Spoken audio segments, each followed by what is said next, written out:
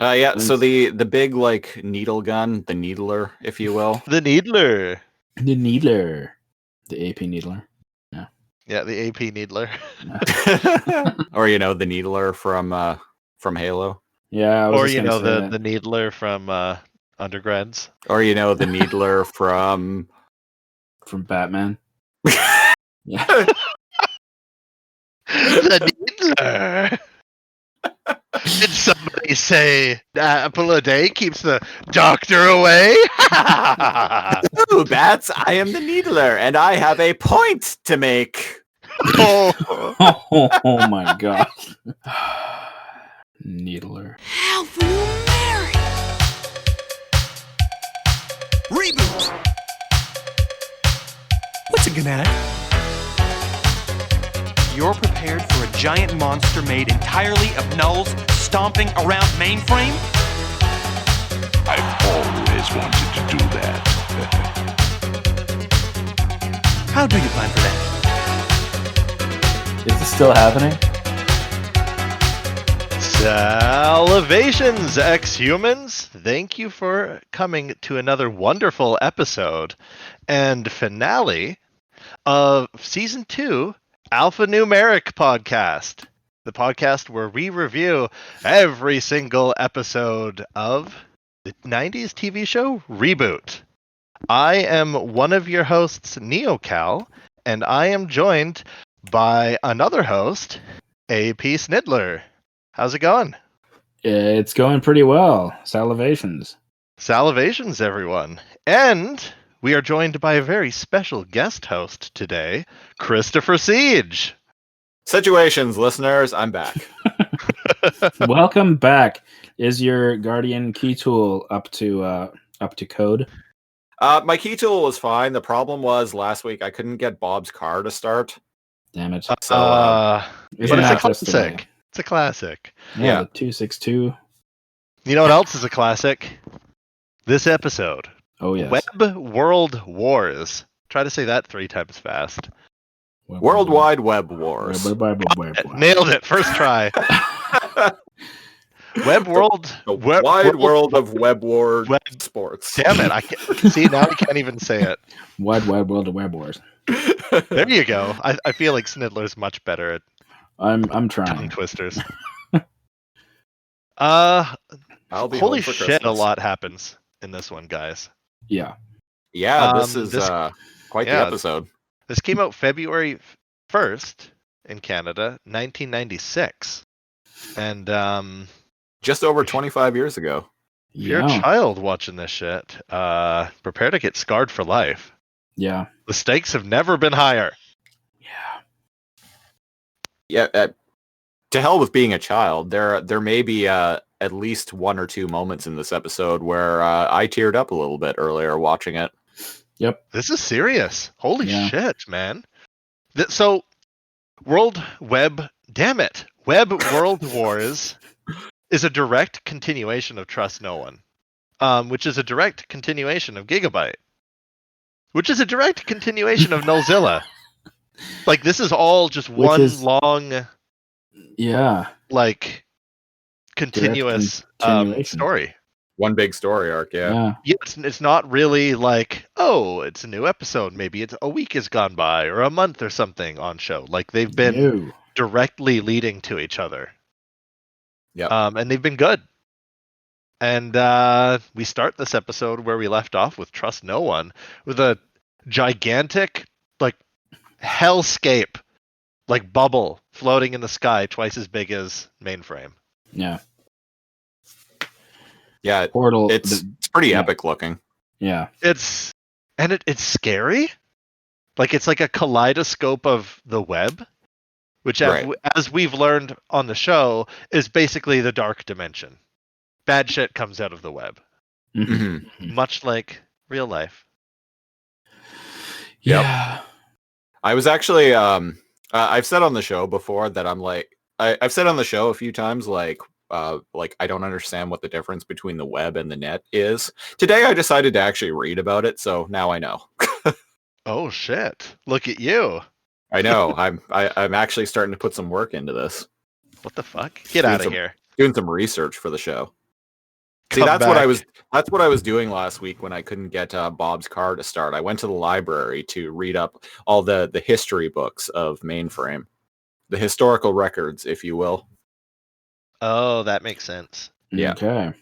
Taking one of Bob's TED Talks. Yeah. Yes, sir, Bob. Yes, sir, Bob. So the episode starts with a bunch of people being evacuated. Bunch of binomes, right? Yeah. Kind of. Yeah. Yep, Where are bunch they of going? binomes. We got Elvis and Indiana Jones and Indiana binomes. yeah. Very, very Indiana- tall girl with Indiana hair. binome. There we go. There we go. We got it, folks. Indiana Work in gnome. progress. Yeah. Yeah, ooh, whole bunch of folks. Yeah. The Linux penguin. Oh wait, Yes. sorry, the Feather- Wallace and Gromit. Feathers penguin. McGraw. Yeah. Yeah. How dare you? Get it right. And we're met with what appears Kicked to off be the Wallace and Gromit podcast. yeah. And landed on this one. That's what this is your punishment. You come to this when you're kicked off your other more successful podcast. So we got like little tiny kind of like cuttlefish, like web creatures that are just kind of like probing. They're kind of just like touching things and like looking around. They're not really doing anything much. Yeah. And everybody's like holding, like they're not engaging. But there's a whole bunch of the CPUs like in their little like squad cars, like on standby, essentially. Yeah. Attack Mhm. formation kind of. Yeah. But they're waiting. Yes. Yep. Yes. So Cheers. we're in a boardroom with a whole bunch of like ponytail binomes. I guess that's the only haircut you can have when you're a strategist. Yeah. And they're all like kind of like one of those old like timey like European battlefield war. They all got like those little pokers that you like push and move pieces around to show where you want your armies to like move, but it's just a flat like picture of Mainframe, which is funny. The war table. The war table, yes. I believe that's actually what they're called. Probably. I think you're right. Yeah. I'm gonna look that up. The war room. And even Megabyte is he's chilling, getting things ready. Some sort of like weird battery. Oh. It is indeed called a war table. Huh. So yeah, everybody's getting ready for some serious shit. Some serious web shit. Yep. What do we got? Scramble. What's he putting together? He's got some kind of gigantic, looks like a giant syringe or something. Laser syringe thing, yeah. Yeah, Megabyte's up to something. Yeah. Yeah. So now we got alarm bells going off, and all the CPUs are scrambling. Scramble. They're just they take to the skies. Yeah. So many in various different formations. So many, or a collection of like various what would you call them? Squadrons? Yeah, sure. CPUs flying units. Units, flying in formation. And one of them sorry, go ahead. Yeah, one of them is talking to Bob through Glitch. I would like to point out that this guy is voiced by Gary Chalk, the voice of Optimus Primal. Oh, does a lot of voices in this show, but this one sounds the most like his regular voice. Huh. Oh, cool. Good to know. Yes. Cheers. Hey, that's not Gary Chalk. No, that is not. So Optimus Primal is just like basically like, we're in formation, and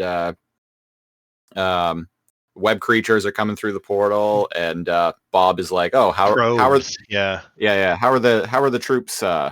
troops holding up? And Optimus is like, they're getting nervous, sir. And Their trigger fingers are getting itchy. yeah. Yeah. Yeah, and Bob's just like, well, tell those guys to hold on because we gotta wait until the actual shit starts going down, and when that does, they'll have plenty to shoot at. Yeah, so the probes, I guess, Yeah. are just like little like creatures that come out and gauge how dangerous things are. Maybe they're just wild. Like this isn't an organized effort. This is just a Like random bubble into the wild, right? Right. like Like they scouts feel more almost, like yeah. wild creatures. Yeah, they're like small Yeah. little creatures just coming through and testing the waters, right? Right. And Bob messages Megabyte, and he's like, "How's that thing we need coming along?" Yeah. Megabyte is like, Guardian. "Well, Guardian. I would suggest you come to the Silicon Tour. Guardian, I would suggest you come to the Silicon Oh. Tour." No.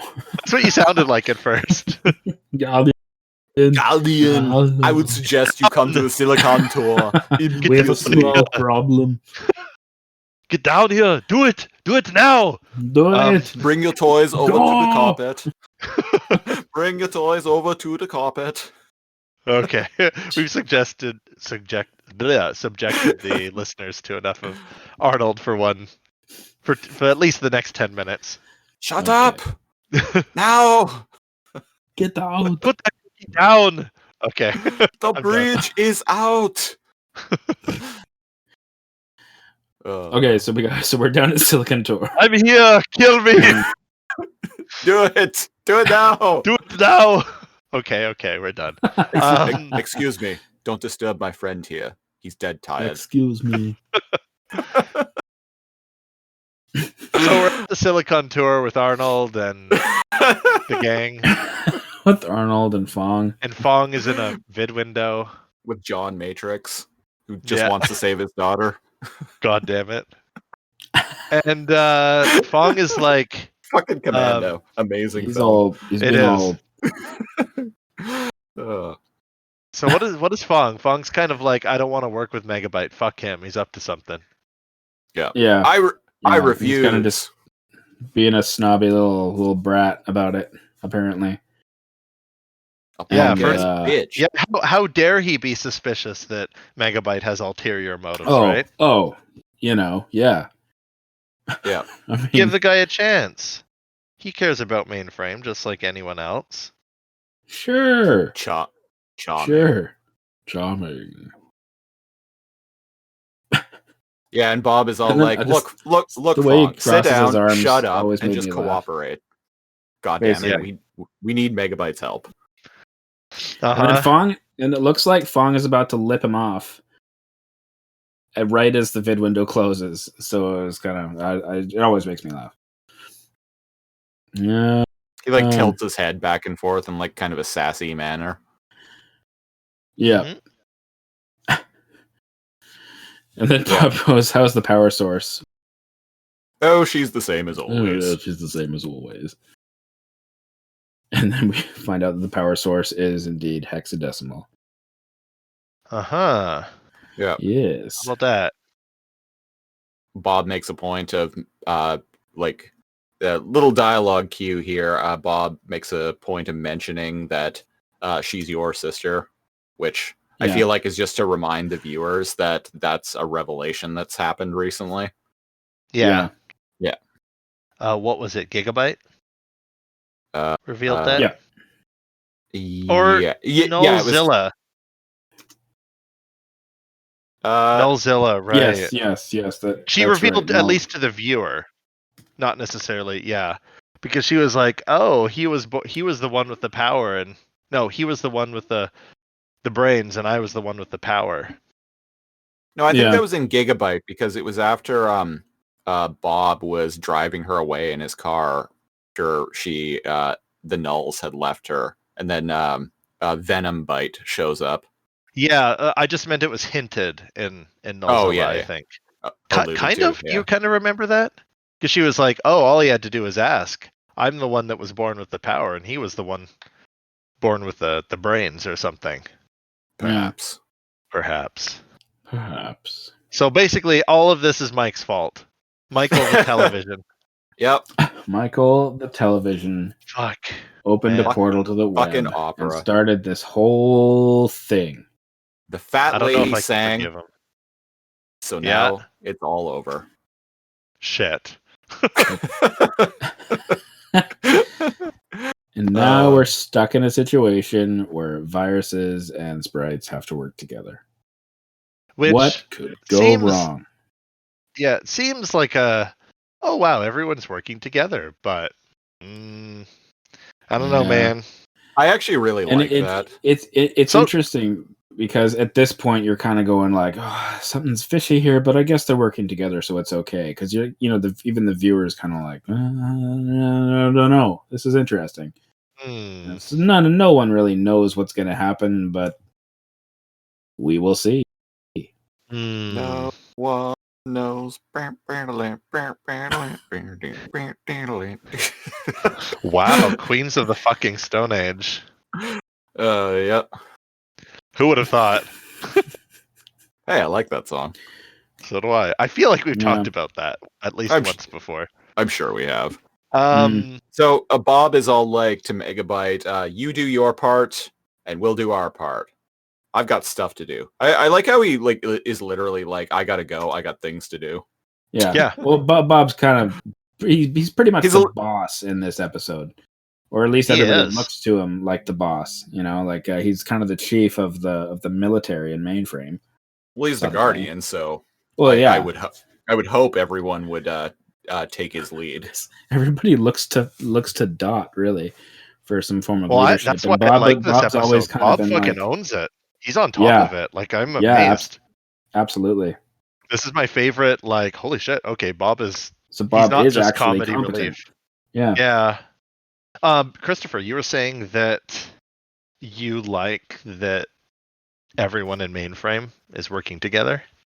Yeah, so I like the idea that and I generally not even just limited to ReBoot, but in fiction in general, I tend to like it when like the like so-called like good and bad characters have to work together for a common goal. Because it feels realistic to me. Right. In a way, because it's like if you think about your day-to-day life, like there are people you don't like obviously we don't all have like straight on like adversaries, but we all have people we all, and you're all Cal's all like speak for yourself. As I sharpen a blade off screen. But we all have people we don't like, we don't get along with, or we're at odds with over this, that, or the other thing. But there are often times where we have to cooperate with those people to accomplish a common goal or something bigger than us.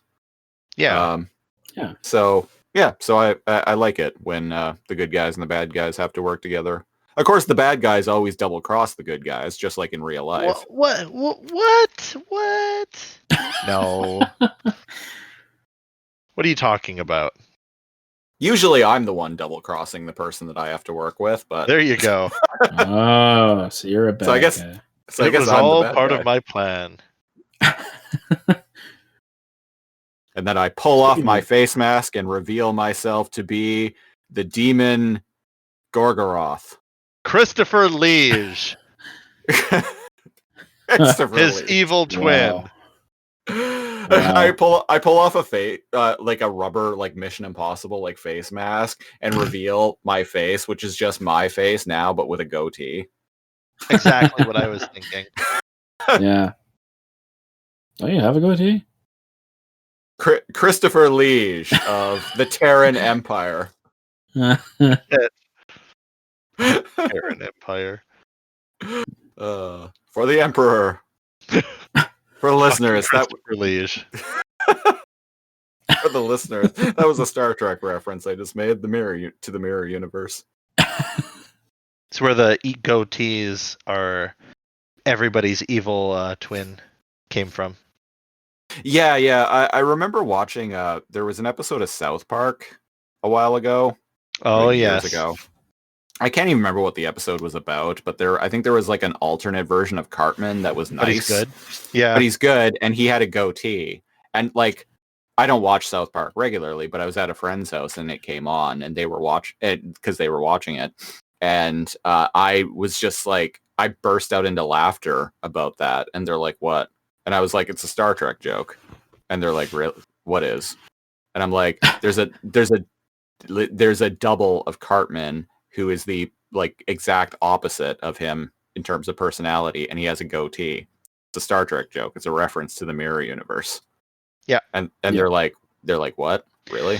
Even as a child, even though I didn't know the reference, because this is long before us, it's an original series reference. Yeah, an episode of television from 1966. Listeners, you think this show is old? But that's so prominent in pop culture that I feel like everybody knows it, even if they might not know where it's from. Right? Like, oh, the reverse, the evil version of you always has a goatee. Yeah. Which, I mean, like, why not? in the episode, like it isn't even that everyone has goatees. It's just Spock. It's just Spock, yeah. But hilariously, the camera, when the crew of the Enterprise, or when the away team from the Enterprise accidentally beams aboard the Mirror Enterprise, and they see Spock with the goatee, they immediately know something's wrong, and the camera actually like zooms in on Spock's face with the goatee, and the music is all like dun, dun, dun, dun, dun, dun, dun, and then cuts to commercial. Just in case you forgot that Spock does indeed not have a goatee. No. Yeah. Never mind the Yeah. fact that they're wearing completely different uniforms and No. behaving differently, and No. it's the goatee None of No, that that. sells. that's not enough. You see, It's a you need to fashion make it choice. obvious for people. Right. You need to spoon feed the audience, otherwise they won't understand your genius. Exactly. It's true. Speaking of genius, Megabyte kind of like says goodbye to Bob after you said he's like, I got things to do. And he's like, I trust you heard all of that. And Hexadecimal's mask just floats into place. And then like her body forms out of like thin air. Materializes. So she can just into it. float around as a mask. Yeah. Pretty And spy cool. on people. I dig it. I wish I had that power. And she float around as just your face. Yeah. That would be horrifying. Yeah, that'd be a very How to strange scare way the to shit out of people. introduce yourself. Especially my face. Just yeah. Oh man, can you imagine? Hey guys. Hexadecimal says Stuff of nightmares. Yeah. Christopher's face by itself. Oh god. Christopher's face in general. Oh god. Oh god. But yeah, Hex says, I love the way you and Bob work together. And I'm like, yeah, Christopher was mentioning that. He digs it too. And she hints as to some sort of nefarious plot, because she says, it'll be a shame to split up such a winning team. Yeah. And I'm like, well, you don't have to help, lady. So I have Yeah, problems with no this. kidding. Should I talk about it now, or should I talk about it later? No. Make a note of it, Okay. and we'll talk about it later, because When the actual thing happens. Okay, I'll bring I'm- it up then, because I have problems with this. I have problems with it, and it just goes to show that they are villains of the show, because I'm pretty angry. If a villain can make you angry, it means that they're a good villain. Yep. And Yeah. for the first time in the entirety of the show, I'm fucking pissed, man. I'm so pissed. But we'll get there when we get there. Alrighty.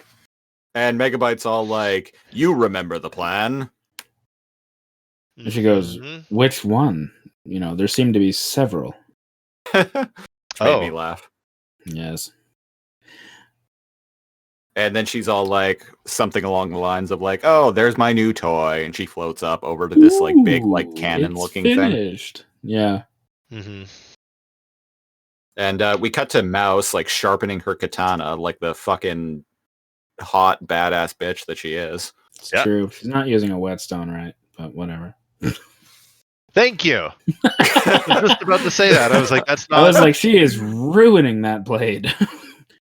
I it didn't. bothers me. I had no idea.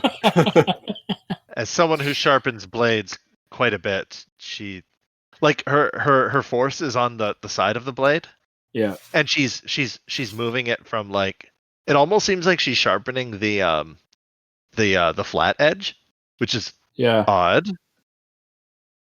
Do you know what I mean? She's just running it from Yeah.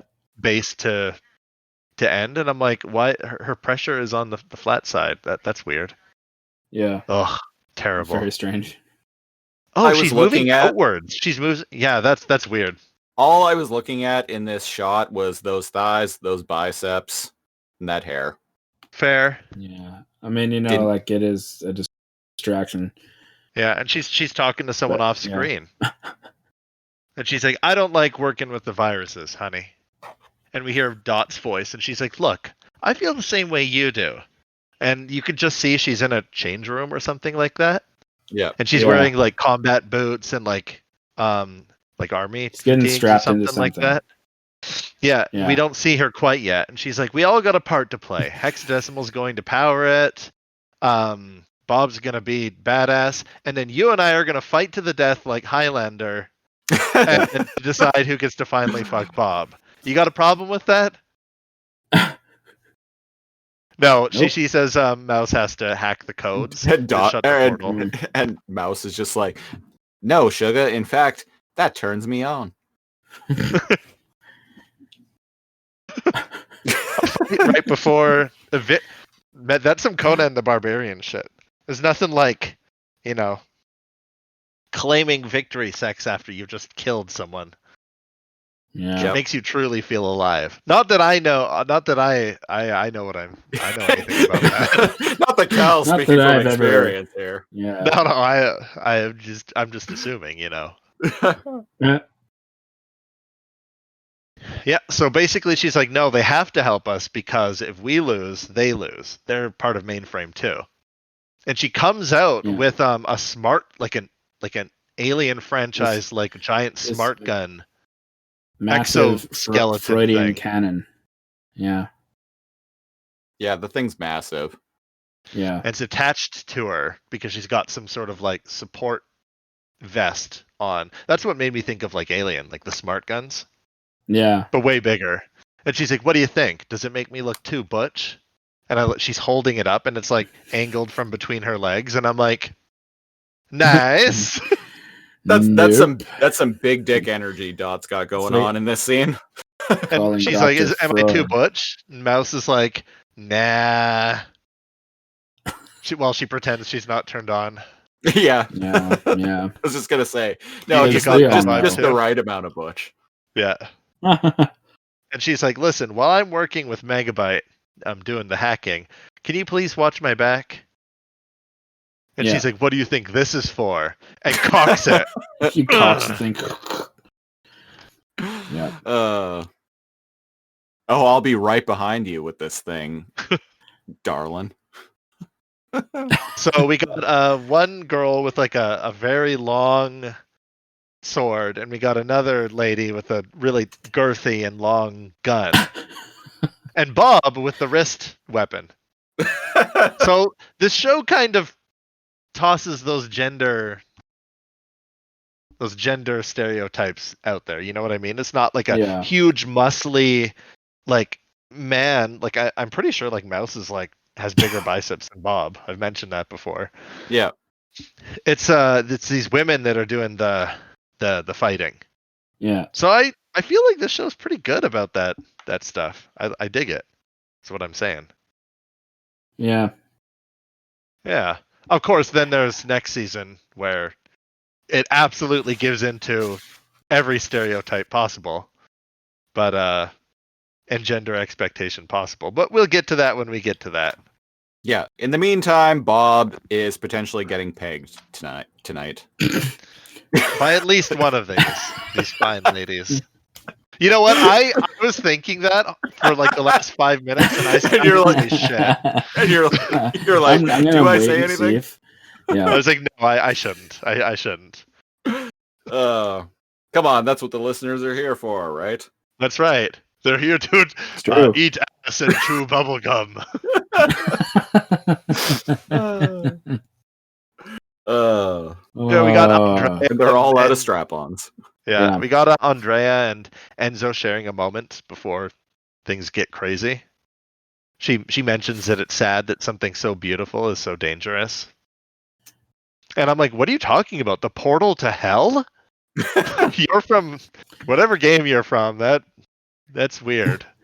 That hurts. It kind of is uncomfortable for me to look at, actually. I actually kind of like Yeah. it. I don't like it. It's rhythmic, right? Like Right. it reminds me of a late 90s screensaver. Yeah, But I see it. But it's eerie. I don't like masses of like tentacles like swirling around. I don't want to go in there. I think I mostly just like the colors. Yeah. That's fair. Yeah.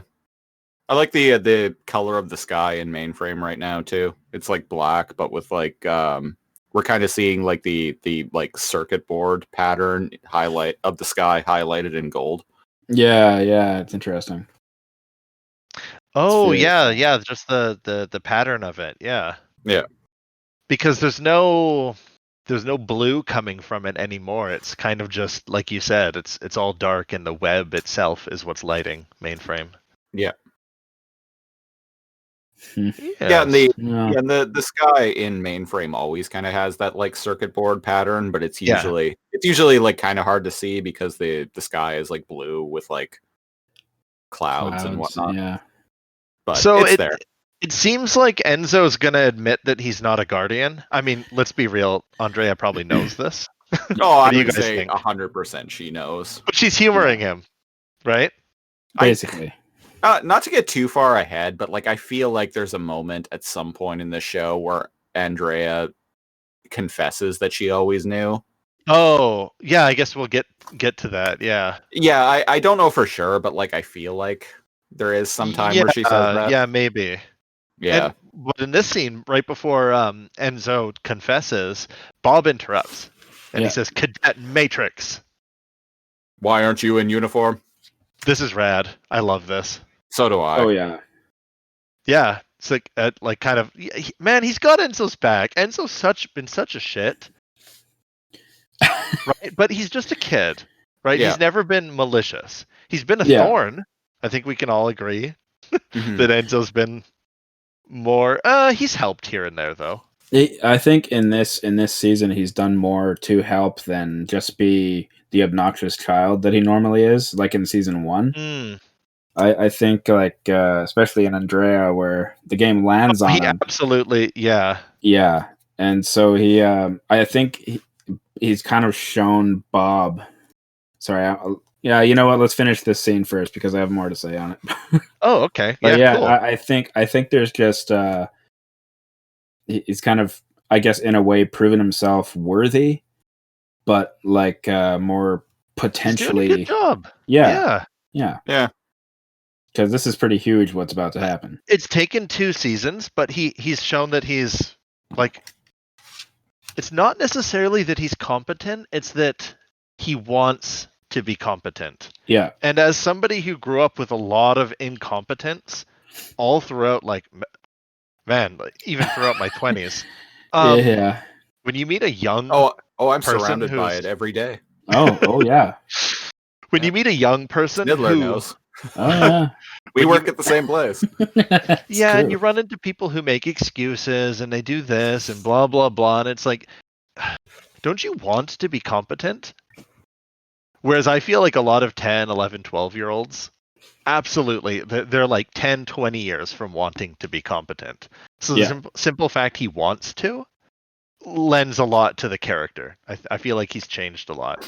Oh, probably the most subtly. I mean, changed the most on the show. He's grown, definitely. His Yeah, character you has think so? developed. Yeah. I think like the entire main cast of the show like has kind of grown, especially this season.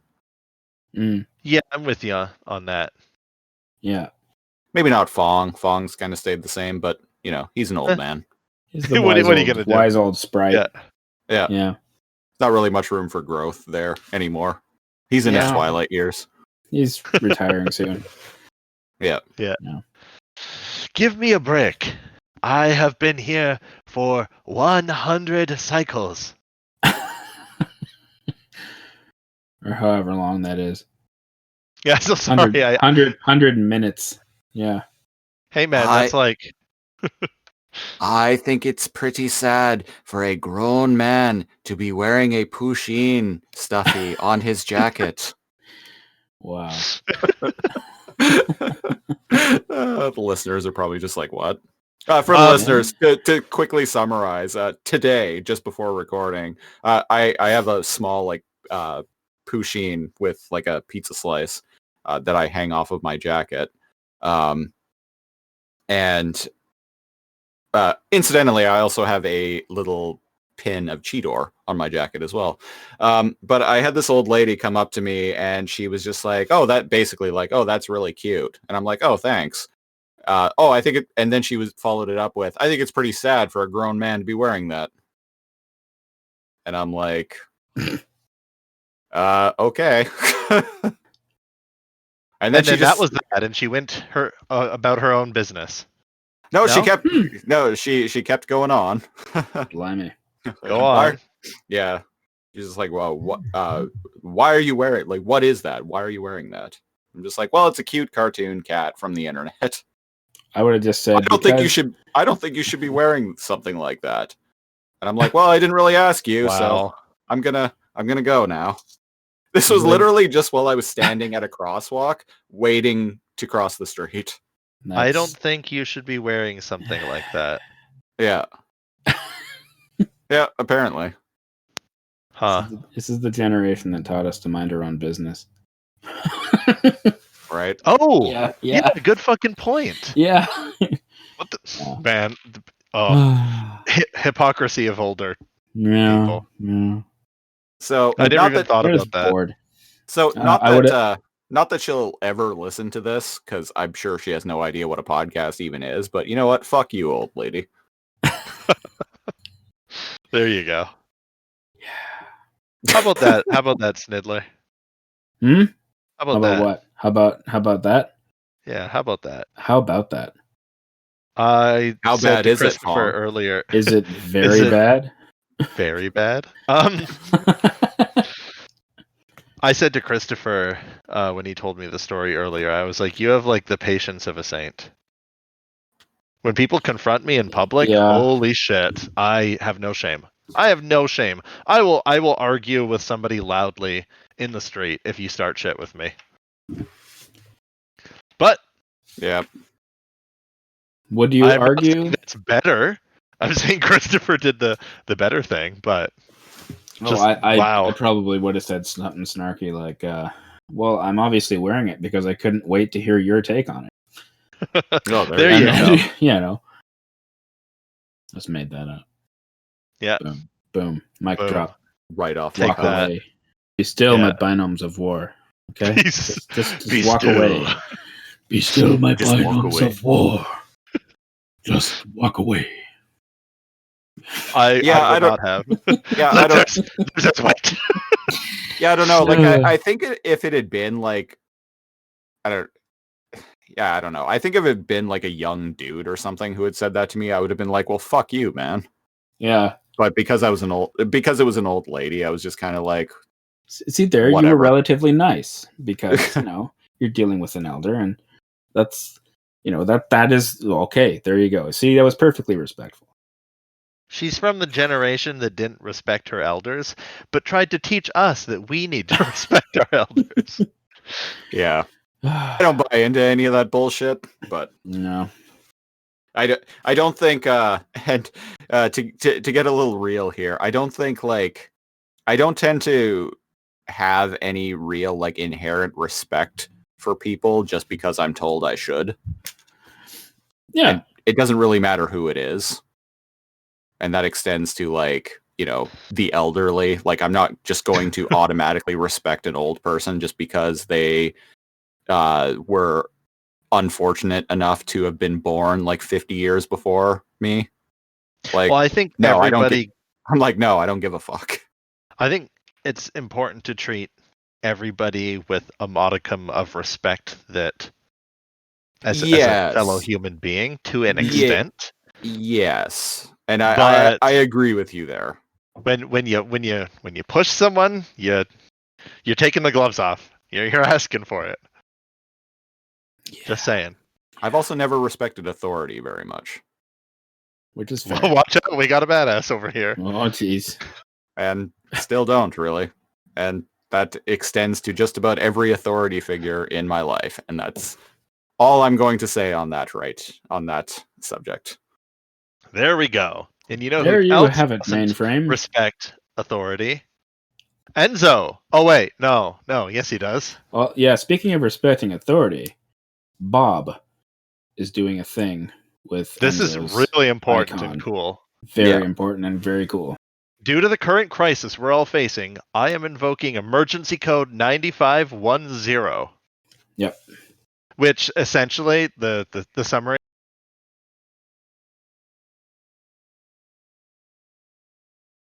is he makes his icon, right? And this is curious here. He takes his own. Mm. There's some energy like transferred between them, and he says command line icon. Download Guardian Protocol to version 1.0. I think the military equivalent to this would be a field commission. Yeah. Okay. Yeah. And when he says Enzo Matrix, there's a huge responsibility in taking the Guardian badge of office. Do you accept? And he stares at Andre and he's like, yes, sir. Andreas kind of like gives him a nod, like, yeah, you know you want this. By the power invested in me, I give you a field commission as Guardian. Oh, there you go, field commission. Yeah. And he First attaches it to level. his chest, not his hat. Yeah. Mhm. But And it's gold and black. And he Yeah. double taps it. And he's got a fucking Guardian He outfit. reboots into a Guardian. a boot. This is rad. He's got the yo-yo on his belt still. Man, I don't know if you noticed. No, I oh, noticed. he does. Yeah. Yeah. Well, Yeah. it's useful. It's a tactical. Yeah, it's Gadget. a tactical. It's a tactical. Man, yo. this is kind of this is a slightly tear jerking moment. Same for me. I found this really heartwarming and sweet. Like Yeah. if you're the kind of person that can get lost in a story and like put yourself in there, that's especially if you know what's gonna happen and what this episode is. It's kind Yeah. of like makes it more touching. Hmm. Yeah. And even Bob says, Bob is like, yeah, after this, you'll be transferred to the supercomputer to attend the academy. But in the Yeah. meantime, if anything happens to me, you're in charge of Mainframe, protecting Mainframe. So Yeah. I Bob- know you'll make me yeah. proud. I just thought this was super cool. Yeah. Bob obviously knows something is bound to go wrong, and because he's Well, he knows working how with, dangerous this shit is. well, yeah, and he's the only one there that has this kind of authority, and so if there's somebody that can take his place, and Enzo seems to be the one who has shown himself to be competent enough. See, it, like if anything goes wrong with Bob. So Well, who Bob, else is you it know, going to be? Mike? Yeah, Michael the television. Michael the So, television is a guardian. Guardian Mike. And So, I'm yeah, gonna hold on. no. Sorry, I've been antsy about something. I'll let you finish. Oh, okay, go ahead. Okay, this really pisses me off. The Guardian Academy or whatever that shadowy board of figures was with Turbo and the three other like higher up Guardians. Right. They put the bomb on that device, communication device that Mouse had. Sorry if I'm raising my voice. I'm actually pretty fucking pissed about this. They gave her that as a failsafe so that when she got visual confirmation, they could ignite this like hydrogen like digital bomb, right? And take out all of Mainframe, right? That bomb exploding in the air was Bob trying to save Mainframe, and he did, but that's what opened up the crazy amount of tears.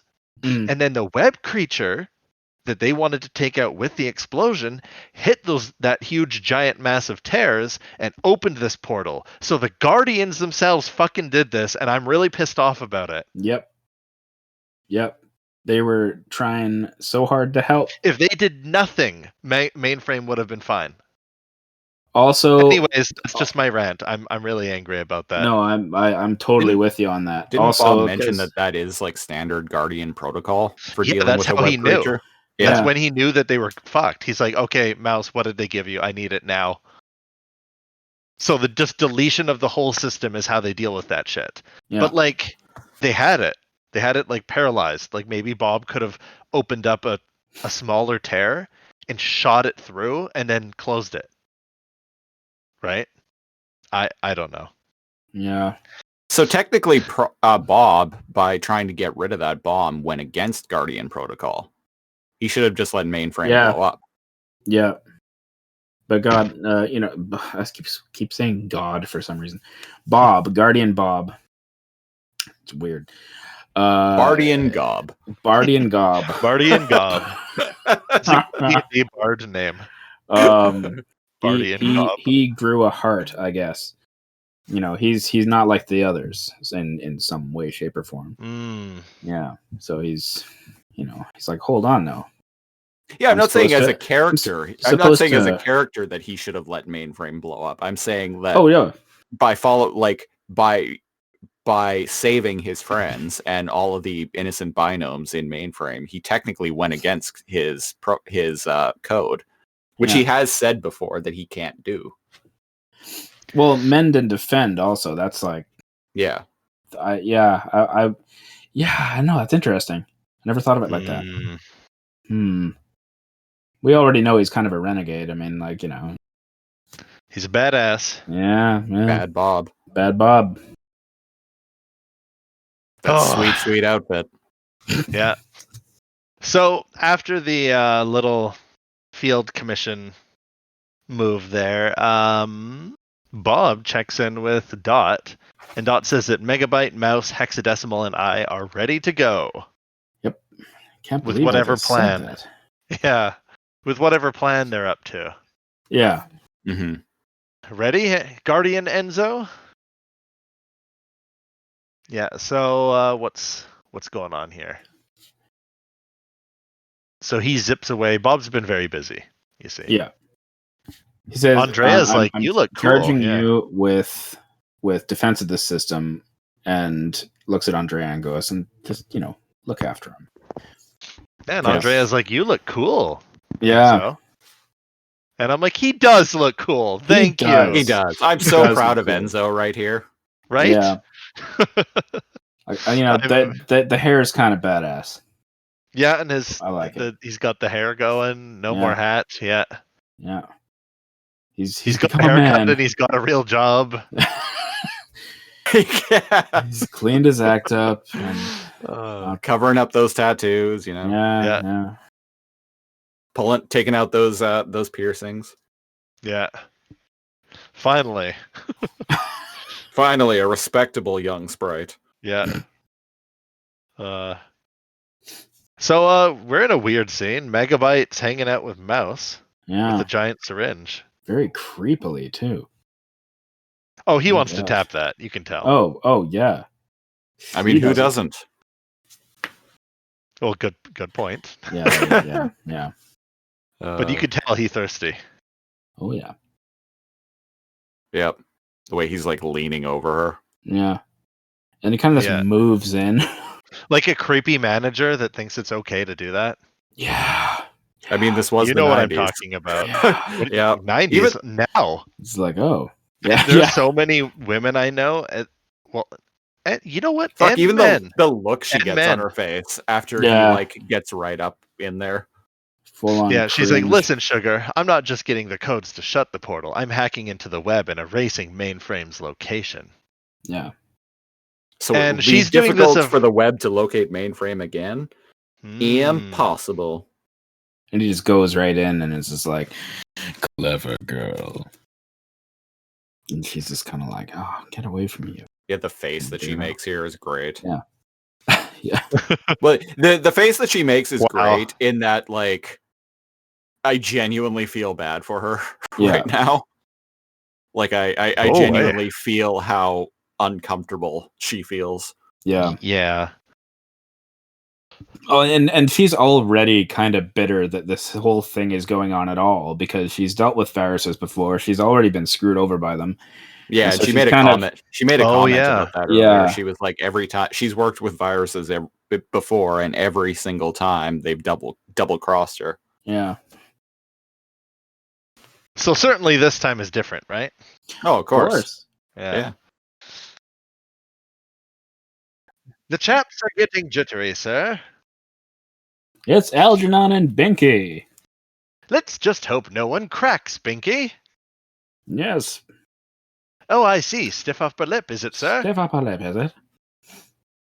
As the probes from the web are just kind of like creepily like investigating and probing the CPU squad cars. Squad cars, yeah. And one little binom, he's like playing around, like aiming at some in the distance, and a web probe creature like runs right up to his windshield, and he freaks out and he shoots it, and all the web like little probe creatures like scatter. Yeah. And Bob called- not Bob- happy. Yeah, he Bob's calls not up. happy. He calls Yeah. up Optimus Primal and is all like, "Who the fuck gave the order to fire?" Nobody, sir. Someone Somebody just got scared. And Binky goes, I think someone just cracked, sir.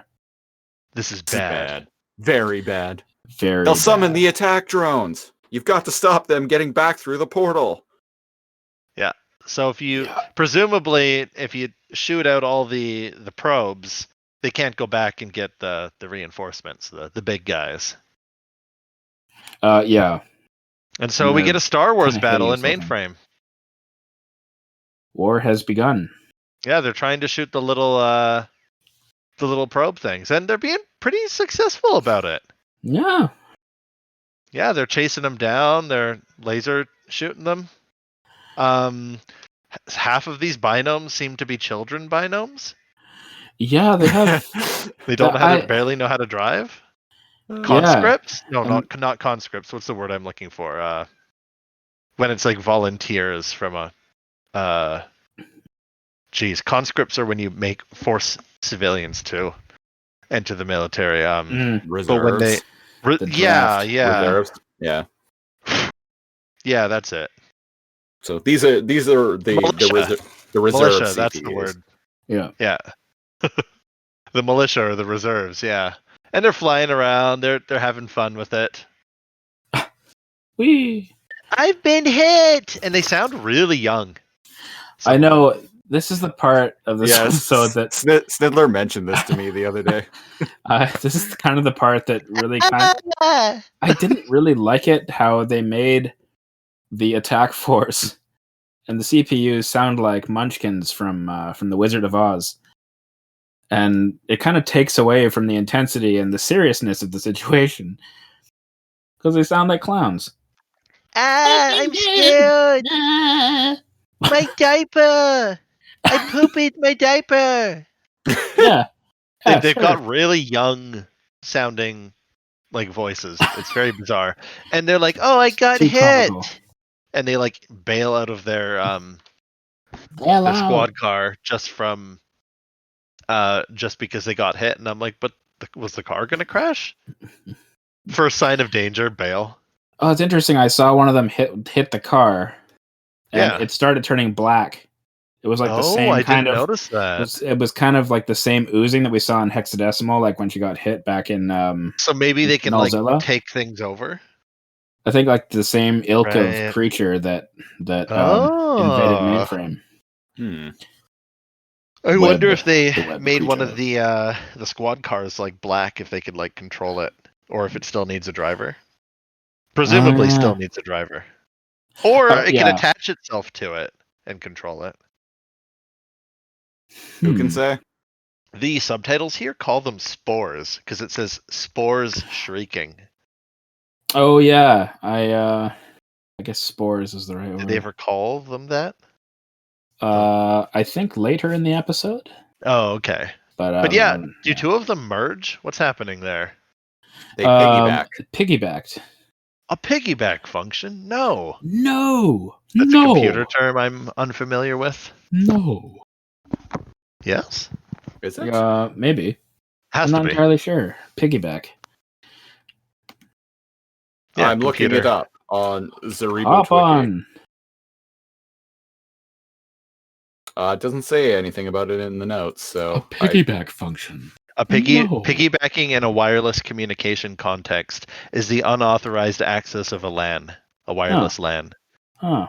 So the usual purpose Shit. of it is to simply is to gain free network access rather than any malicious intent, but it can slow down data transfer for legitimate users of the network. Huh. Oh, okay, so yeah, it's like someone just mooching off of your Wi-Fi, basically. Yeah. Did Wi-Fi even exist at this point, though? I don't think it did. No, I don't think so. This is like 96, isn't it? Yeah, Well, early you 96. still had to like stay but you off could the argue phones. that someone could have still get unauthorized access, like if you were in a company building, right? Oh yeah. Right. Right, somebody could theoretically be using the company's internet from like the lunchroom or something like that, right? Piggyback. True, it's and also, basically just latching onto the internet. like I didn't think that solid state drives existed at this point in history, but And the yet- show has referenced them a couple of times now, so I'm like, huh, okay, what do I know? Nothing. Yeah, and for data transmission, piggybacking in a two-way communication sense. So whenever a frame is received, the receiver waits and does not send the control frame back to the sender immediately. So it waits until the network layer passes in the next data packet. The delayed acknowledgement is then attached to this outgoing data frame. This technique of temporarily delaying the acknowledgement so that it can be hooked with next outgoing data frame is known as piggybacking. So maybe that's the piggybacking term. Maybe. Well, there you go. Huh, well. Today we learned. Too And knowledgeable for now my we blood. know. Continuing to learn on this podcast, week in and week out. There you go. That's how we do things here. Whatever piggybacking is, that's how one of the drones or the spores got away. And they shoot back up into the portal, sending ripples out. Ooh. So does that mean bad things are happening? Yes, they are! Angry things shoot out of the portal. These ones have spikes. Angry things everywhere. They have These horns. are like the other things, but they got like spiky horn stuffs. Yeah. And tails. Bob's like, okay, people, it's a whole new ball game. It is. And we gotta close that portal. And these ones actually start attacking the CPUs. Yep, the attack drones. And let's just say they're a lot more capable than the spores were. Mm-hmm. But what's cool is Enzo and Andrea are like on the ground shooting like anti-aircraft like energy shots at them. Yeah. Which is cool. Yeah, on like mounted cannons. Yeah, it's kind of rad. They should have more of those. Instead of trying to like dogfight these things. In fact, 3 CPUs even try to take on one of them, and it like turns around and charges at them, and they just run away. Yeah. And while they're running, they just kill themselves. So yeah, these CPUs aren't the most effective. Fully functional. No. Yeah, and then now they're dead. Or can you die? When you die, do you become a null, or is it only if you lose in a game you become a null? That is when you lose in a game. I think if you're deleted, you're deleted. So when they went up in those fiery explosions, they're just fucking deleted? Yeah. I guess. Oh. No BS&P here. Yeah, that sucks. Yeah. Rip in peace. Useless binom. BS&P in peace. Yeah. BS and peace. BS and damn it. BS and peace. I heard that coming too. I was like, oh yeah. Great minds. All right. Fastest quip in the West. Yeah. Speaking of fastest quip in the West, certainly not these binomes. Those cracking those quips. Crack that whip. Crack that quip. licorice quip. Crack that quip. Oh my god. How many quips does it take to get to the Tootsie Roll center of a Tootsie Pop? 3 cracks. I don't know. So one of the binomes is like, "Oh no, they're attacking the hardware. Mommy, Daddy." They're attacking the hardware. Which And is then- in reference to the syringe gun thing. Yep. The And Needler. Dot is the Needler. And Dot is shooting her harness gun like a boss. Yeah, it's pretty great. Her dick cannon. Yeah. Her love gun. Uh-huh. Her love gun. Yeah. So the web creatures, which are apparently genius, like in miles beyond the CPUs, are they split up and they have a huge group of CPUs following them and shooting them. Not in proper formation at all. Extremely dangerous. Right? They're way too close to each other. Yeah. And 2 web creatures lead these different groups around the principal office and pull like a Star Fox 64 move, and as they're flying at each other, they go straight up. This is embarrassing. And they go straight up and they coil around each other and dodge, and all the CPUs shoot each other and fly into each other. Yeah, it's mayhem. And I'm like, okay, so you're shooting each other more than you're shooting the web. Sorry, you're killing each other more than the web creatures are killing you. Just stop. That's it. Defund the CPUs. Right? And Bob, like Glitch Windows Megabyte, and he's like, dude, like, we need your forces in the sky You're like yesterday. there. And I like Megabyte's response. He's like, well, I thought my forces were coping admirably. but if you wish. Yeah. And who does he call? He calls Lieutenant Chauncey. Who's sleeping? Yeah. Who's just dozing there at the wheel. Oh, Yeah, and he's like, he's had a I- long day. Yeah. I of course. want everything in the air supporting the CPUs, and he kind of winces in like Huh? fear. And he's like, supporting the CPUs? Supporting? Yeah, yes, sir. And so finally, all of Megabyte's like hover tanks start to ascend out of He's got more of He's- a military than Mainframe. Yeah, Absolutely. he's got quite the armada here, which makes me Like- wonder, like, why hasn't he just like brute forced his way into the principal office more often? We've seen him Yeah. try it a couple of times now. Well, yeah, he wants to subjugate, not destroy Mainframe, presumably. Hmm. Yeah. Well, obviously, because he's trying to save it from the web here. Yeah. But yeah, these hover tanks, holy shit, are they more capable? Hmm. Because they're 2-manned, right? There's someone inside manning the guns, and there's someone piloting it. They're like a Yeah. tank, right? Not just like a squad car, like driving around shooting lasers. Well, and Yeah. consider too that like they're piloted by Megabyte's viral binomes, which like we've seen Megabyte infect things before, and like that allows him to take control of them. So presumably his infected binomes he has like a degree of like personal control over. I've never thought that. Like telepathic like control? I think they're just like submissive to his whims, right? Yeah.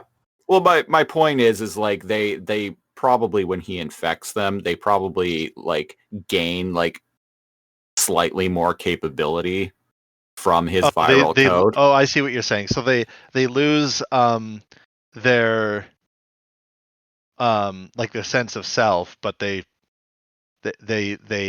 competently follow orders to some extent. Yeah. Yeah. They They become lose more. their independence. Yeah. Yeah, they lose their Free independence, thought. but There we go. But they become like more capable soldiers.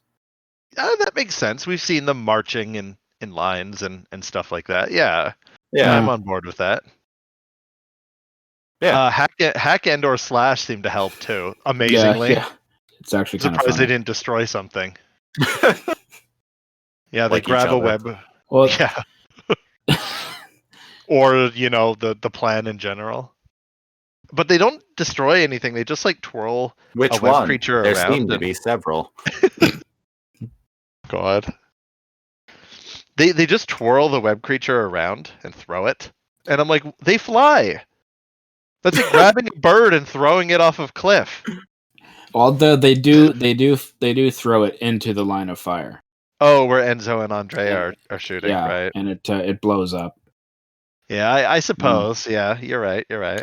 So I guess in a way they did destroy something. They just destroyed the right thing this time. Yeah. You know? So amazingly. Yeah. And then another web creature knocks one of the CPUs out of the sky, and this one ejects, and he's like, "Oh no! Ah!" Except it's funny because when he ejects, he just kind of like sits back and relax. Wouldn't you? You kind of yeah, absolutely. No, he's got he's his he's covering his like neck like in the emergency position. I say that would be my I cat. say, Yes. tell that cat hello. Cat, hello. Ask him to give him a mic and tell him to get on the show. I will. Samson has a new guest. Oh no, he's walking away. Okay. Oh well, that's what cats will do. Yeah. I kind of missed my chance, but Sniddler, when you mentioned that they threw the web creature into the line of fire, like I was trying to find a way to make a reference to the film In the Line of Fire, but I didn't remember enough about the movie quickly enough. That's okay. Neither do I. I probably wouldn't have picked up. What are you gonna do? So while you guys were talking, I was like looking up the movie In the Line of Fire on Wikipedia, but then it got to a point where it's just like, man, it's been way too long to make a joke about that. Fair. You're taking notes. You're like, there's a joke in here somewhere. I know it. Yeah. Well, that's how I roll. That's pretty awesome. There's a joke in there somewhere. Much like there's a joke in everything, Hexadecimal is not joking around. She puts her angry face on. Yeah. And she powers up the Needler. The Needler. I think I'm kind of lost where we are. Oh, there was some dog fighting, and I'm at about 1740. Yeah. And they're finally powering up the Needler. Did we talk about Dot's Diner getting destroyed yet? Oh, sorry, I just skimmed past that. Yes, I guess right. that's fairly. Yeah, that's kind of noteworthy. Yeah, because that changes mainframe. Yeah. Yeah, so sorry, one of the CPUs kind of like bails, it lands on Dot's Diner and completely, like utterly, like turns it into a crater. Yeah. Yeah. So yeah, Dot's Diner is destroyed. I thought that was worth pointing out because like I don't think we see Dot's Diner again in the show for quite a while. If ever. So yeah. And plus, like that's been a regular hangout for the core cast members for the past 2 seasons. True. So we salute you, Dot's Diner. Had the best energy shakes in Mainframe. The best. Yeah. And the coolest shakes. They were pretty cool. Shades and everything. Yeah. It's all cool, but on track 1. Yeah, exactly. Yeah. So rip in peace, Dot's Diner. So finally, like Hex and the group are like getting their shit together, and Mouse like cries out, "That's it! I've broken their code." And Hex turns to the rest. Tell the witch to be ready. I heard that. I heard that. Yeah. What a nice thing to say. What a nice thing to say. I love that. And Megabyte's like, excellent. Now it's my turn. And Bob is like, okay. Doesn't see that Megabyte just extended his like claws. He's like, we're going to shut the portal. And Megabyte leaps forward and cuts Dot's like giant gun in half. Love gun, yeah. And she like falls off the platform. And he says, "Not just yet, Guardian." Man, Dick Cannon would be a great porn name. Yeah. And there must be somebody named Dick Cannon. Well, it's my new porn name. If He not. comes out wearing like really expensive, like fancy, like looking suits and like crocodile skin shoes. His shtick is that he's like a secret agent.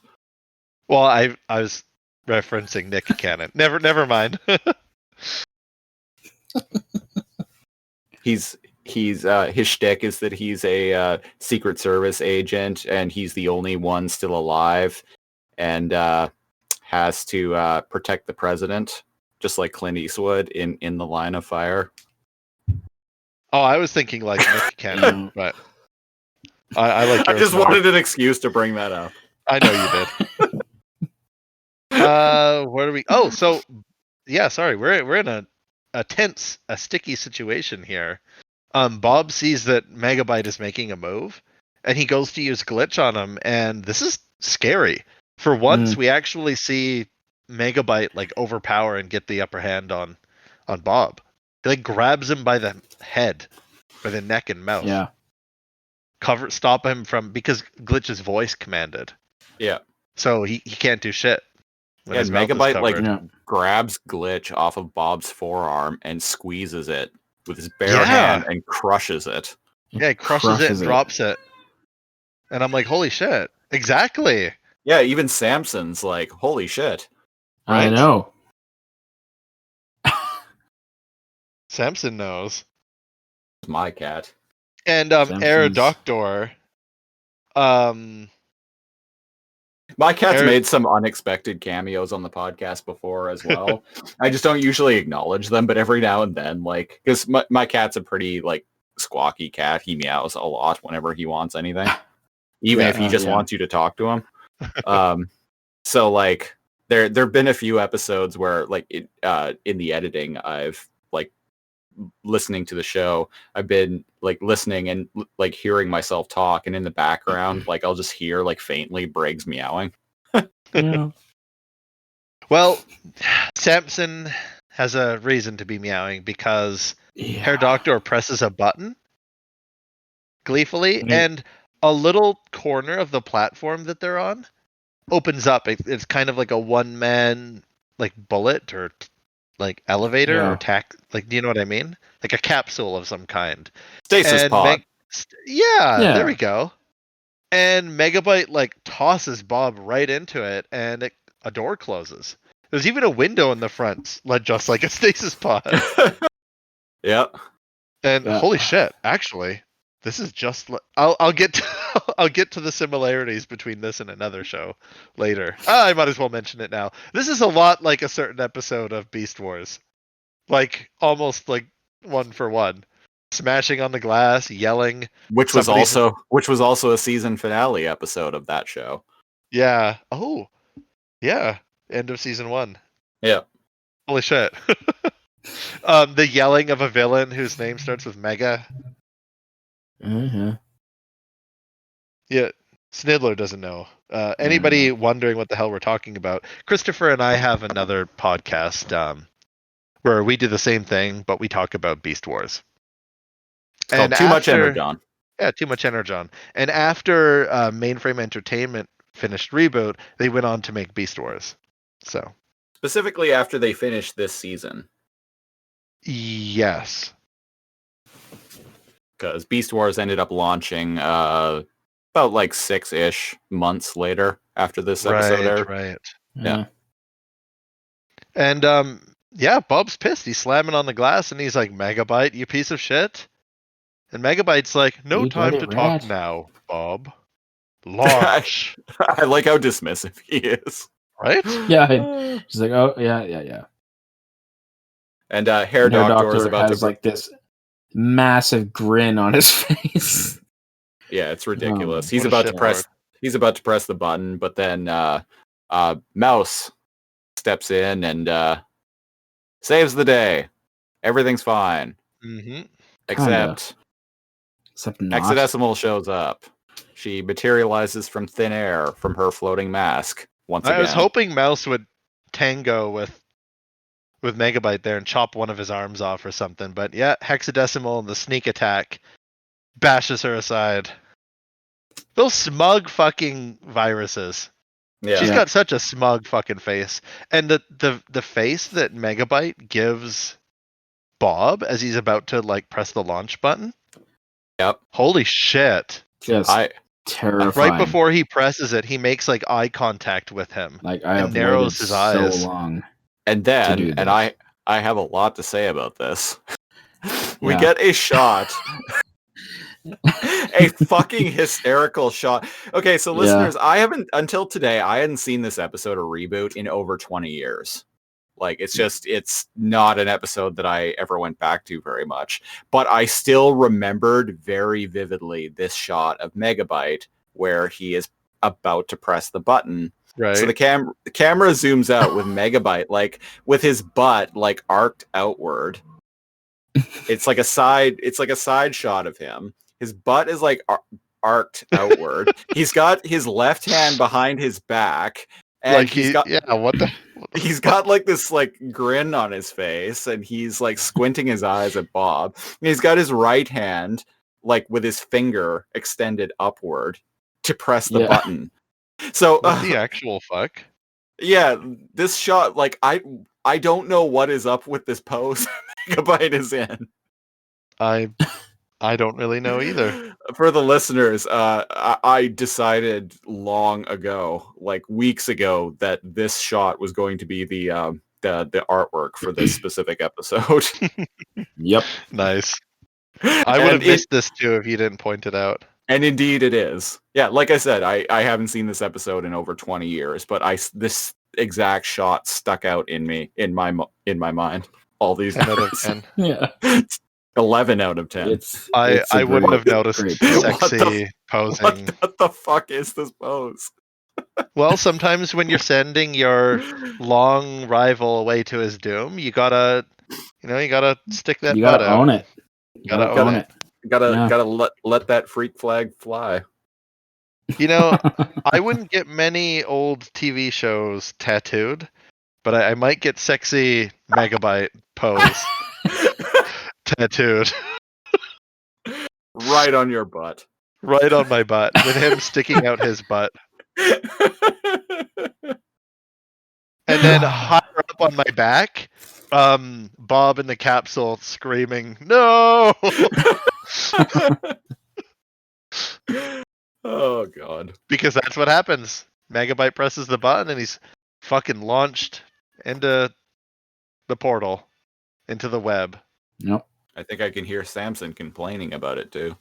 Yeah. A little bit. And then Megabyte finally presses the button, and the Needler shoots out a beam towards the portal, and it kind of glows for a second and disappears. Just like that. And for a moment, as if they weren't just fighting, everyone just is kind of standing there, and Mouse and Dot are kind of like sad and they're stunned, but like Hexadecimal and Megabyte look so fucking pleased with themselves. Oh yeah. I mean, they kind of just won. Yeah. So but okay. Dot even picks up Bob's broken, like crumbled key tool. Yeah, and Hexadecimal like goes to like lunge at Dot. And so what I was going to bring up, or like what I was going to mention earlier, I have a lot of problems with this because like I don't understand why Hexadecimal would sign off on sending Bob into the web. But because she has a huge ass crush on him. Exactly. Yeah. Like she'll fuck around with him, and she'll like get up to she'll fight with him and stuff. Yeah, but I don't for a second believe that she would, like, because for all intents and purposes, like, for all we know at this point, like, sending Bob into the web is just death. Oh, of course. Like, so especially without glitch. Yeah, so I have serious problems from a narrative perspective of believing motivations. Believing that Hexadecimal would sign off on killing Bob. I don't buy it. Yeah.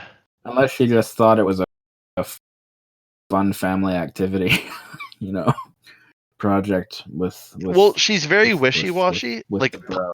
plans don't really seem to be her thing. So I'm surprised she Yeah. even did this. But to save Mainframe, yeah, she can suck it up and do a plan, right? But like, is Yeah. this something where tomorrow or in 10 minutes she's gonna go, "Oh, I miss Bob"? Yeah, Yeah. maybe, probably. Yeah, I don't because know. again, I find it doesn't match Yeah, her it, motivation. yeah, it doesn't fit. I don't like it. No. Also, she seems to like chaos and conflict. So getting rid of Bob just like I never got from her that she wants to win. She's very powerful, right? She just Yeah. wants to fuck around. Yeah. Yeah, So her making a huge move like this and having no opposition, that's boring, isn't it? The Guardian's gone. And she doesn't like being bored. yes, Yeah. that actually that was a Like love and crushes aside. That was a huge that's how we got to know her. yeah, like that was how Bob convinced her to undo her Medusa bug back in season 1. Yeah, so Which was Christopher's like, got a everything's got going to a be really point. bored. Yeah, Christopher's got a point, and I've got a point. Like, there's two reasons now why that seems against her motivations. Mm-hmm. Personally, I agree. Yeah, but what you Megabyte, gonna do? it's very on brand with Megabyte, 100%. But Hex, Yeah. no, I don't understand why she would go along with this. Agreed. But she doesn't get the others because as she goes to like I don't know, slash, bite, paralyze, whatever it is she does. Mouse has that little ring that we've gotten close-up shots, but we've never really seen it do much. Presumably it can do a little bit of everything. It's like a multi-tool, right? And Right. Yeah. she like sonic blasts hexadecimal with it. Yeah, and she's all like, to Dot, she's all like, "Come on, sugar. We better get out of here. I don't think we're welcome around here anymore." Yeah, And so I'd say that's leap a off safe the assumption. they leap off. It's kind of weird looking to me because it seems like they're kind of floating down. it's slow motion. Yeah. Like, as if the gravity is like one like 1/4 or 1/5 or something like that of Right. Earth. Because when they jump, it's very It's slow. slow. It's slower than Yeah. it should be. It doesn't look realistic. And coincidentally, Yeah. they land right in Mouse's ship. Yep. So they fuck off, and Megabyte radios Lieutenant Chauncey and is all like, basically like, "Now then, we're in charge. Destroy the CPUs. I Right? want total air supremacy." What a piece of shit. Yeah, he's like, after you've done taking out all the Yeah. spores, blow the CPUs out of the sky. And I'm like, fuck off, man. Ugh. So he's late to the party, so that lowers some of the CPU's numbers already. And now they're just going to turn on them? That was part of the plan. Oh, absolutely. Yeah. Like, he was One of the delaying several plans. to let he was delaying helping fight the web creatures to let the CPU's numbers dwindle. Yeah. Bastards. Well, which I now understand is why Megabyte thought his forces were coping admirably. He was Yeah, and even waiting- Hex- He was waiting for his time. Yeah. Yeah, even Hex. His time to shine. Even Yeah. Hex comes in on like the double crossing and she's like, "Ooh, goody, my turn. I'm going to recharge this thing and aim it at the principal office." And I'm like, "Oh, you can." That's a great laugh. You're welcome. Yeah. So, unbeknownst, the treachery, unbeknownst to those in the principal office, they're all cheering. Yeah. Yeah. Yeah, Hooray, we did it. Yay. we did it! Yay! More Munchkin yippee. It's the ABCs. They've turned on us. I Treacherous say, dogs. I say, Binky. Do they jump out? I hope so. I would like to see Algernon and Binky again. Again? Yeah. I don't know if they survive this. Well, they radio the principal office, yeah, and are like, it basically just tell them that the ABCs have turned on them, and their transmission gets cut off. So Fong tries to radio Bob. He's like, Bob, come in, Bob, and then off screen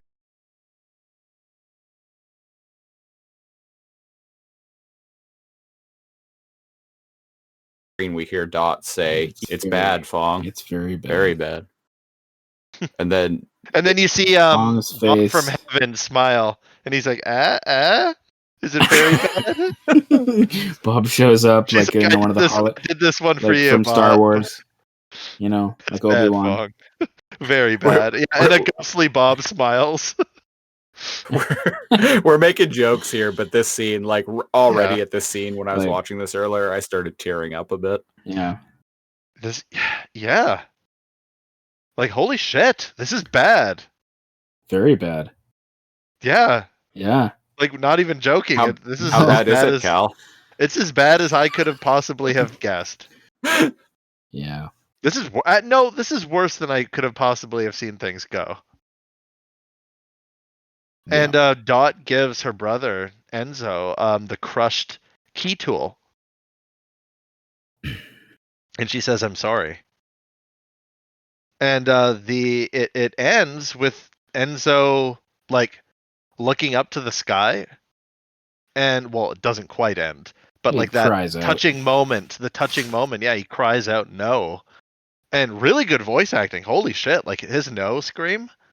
Like 10 out Yeah. of 10. I was And he actually starts crying after he screams no, and it's convincing. And yeah, like I'm really good job, and no fucking like respite or like respect for the dead whatsoever. The principal office is full of vid windows of megabyte and hexadecimal all of a sudden. Yep. And she says, "Thank you all for your valiant efforts in fighting the web. Unfortunately, it was all for nothing." For nothing. As we speak, your CPUs are being shot out of the sky. Fong, drop all defenses on the principal office. I thought you were going back to the Arnie voice there I for a second. got some Arnold. As we Your megabyte speak. impression is a little Arnold sometimes. That's not a bad It's thing, funny. Christopher. No, it's not. It's fine. Well, Fong is all like, "We will fight you to the last, Megabyte. This You face have goes no red. defenses, you fool. You Your fool. guardian is Fong is- lost. Nothing Fong can stand in He's our way. furious. You can see his face turn Mainframe red. is Yeah. ours." Insane. And he's like, "Oh, by the way, welcome to Megaframe." I love it when he talks like that. Isn't that crazy? Megaframe. Yeah. Wouldn't hexadecimal be like, hold up? What about Wait, hexaframe? wait. What about hexaframe? Yeah. You What about credit mega hard. hex? Right? Yeah. Mega Uh, hex. Mega hexaframe. so the I hexaframe. really, Main really. Mexaframe. hex frame. There you go. Mexaframe. Mexaframe sounds like the name of like a oil company. Yeah, does. yeah, it kind of does. Mexaframe. Oh dear. Mexaframe Robotics. Yeah, you're right. It does. Mexaframe. Well, if we ever make our own company. So, Yeah, and don't as, call it Lasercomb Productions. absolutely not. So instead of a like defeat, we're kind of met with everyone in silence. Because what the fuck do you say? I mean, they don't even have police anymore. Like they have nothing. Like this looks really bad. Yeah. And Andrea is the one that speaks up, and she says, "Wrong. We do have a guardian." And she looks at Enzo and she says, "Guardian, your key tool. Remember what Bob said." And I'm like, holy Yeah. shit. Yeah. Good thing she's in the show. Like she's She's strong-willed, and Enzo grabs the crumpled key tool, but it actually affixes to his wrist. Like, it's still usable. Yeah, it's still functional. I Maybe am not fully guardian- functional. Well, just like Enzo, it's not fully functional. And he says, "I'm Guardian Matrix, charged with defending the system. 2 viruses take over my home? I don't think so. And And neither we're does with Samson. a battle pose. Yeah, Neither does Samson, Samson. go. He's feeling it too. And then we're met with a battle pose with Andrea, Enzo, and Dot. And man, and that's it. That's season 2. Yeah, and we holy get the, shit, and we get ending the with them standing defiantly. Yeah, we close out with the reboot logo and it underneath it reads end program ? So you might laugh, it's just a kid show or whatever, but like my voice was cracking like a little bit at the at the very end there, like them standing in defiance. I was like, I'm fucking like right on board. Like fuck their shit up. Yeah. Also, like Enzo being like this cool and like Dot and I'm go get him. Man, I can't wait. I can't wait for season 3. Neither can I. Cheers. Was that a combination of Megabyte and Megatron? It's whatever you want it to be. That's what I want. And Arnold Schwarzenegger? Yes. All of the above. Neither can I. It's multiple choice. I'm a little teary. Exclusive. I'm a little teary. I'm not gonna lie. Like it just trying to suck up that tear in one of my eyes. It's good. That's fucking intense. Yeah. Wow, fucking kids show. We were talking like a couple months ago, Christopher and I, how like at least as far as season 1 of both shows goes, Beast Wars and Reboot, we were like, Reboot kind of sucks compared to Beast Wars, doesn't it? Mm-hmm. Holy shit! How the turns have tabled, my friends. Yeah. How the mighty have fallen. Season 2 of Reboot compared to season 2 of Beast Wars, I gotta say we got an underdog story here. Like this is fucking good. Yeah. The tortoise is coming in from behind. Yeah. Catching up to that hair. I'm digging it, man. Holy shit. So, before or during, let's quickly do it. Let's do our rating of the episode. Yep. So here on Alphanumeric, we like to have a 4-point rating system. It ranges from the bottom, which is this is bad, very bad, which is self-explanatory, to I don't think so. Really? It's a movie that misses. It's an episode that misses.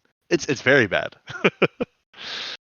But I don't think so is the second one, and that's a movie that I keep saying movie, an episode that misses for us. It's an episode that we kind of liked, not terrific. It has problems, but we liked. Is that was easy enough. Yeah. And a good episode to our favorite episodes are Alphanumeric. Christopher, what do you give Web World War? Did I say that right? Yes. Oh, I did? Yes. The wide world of sports. What are you giving this one? Very impressive, Lone Star. Too bad this isn't the wide world of sports. Oh God, that's even older than this show we're reviewing. Yeah. Hell, it's almost as old as I am. Yeah, what is it, 86? 87? 87, I believe. Yeah. Yeah. I think so. That's Spaceballs for anyone listening. Great movie. Better than any Star Wars movie, even though it's a spoof of a Star Wars movie.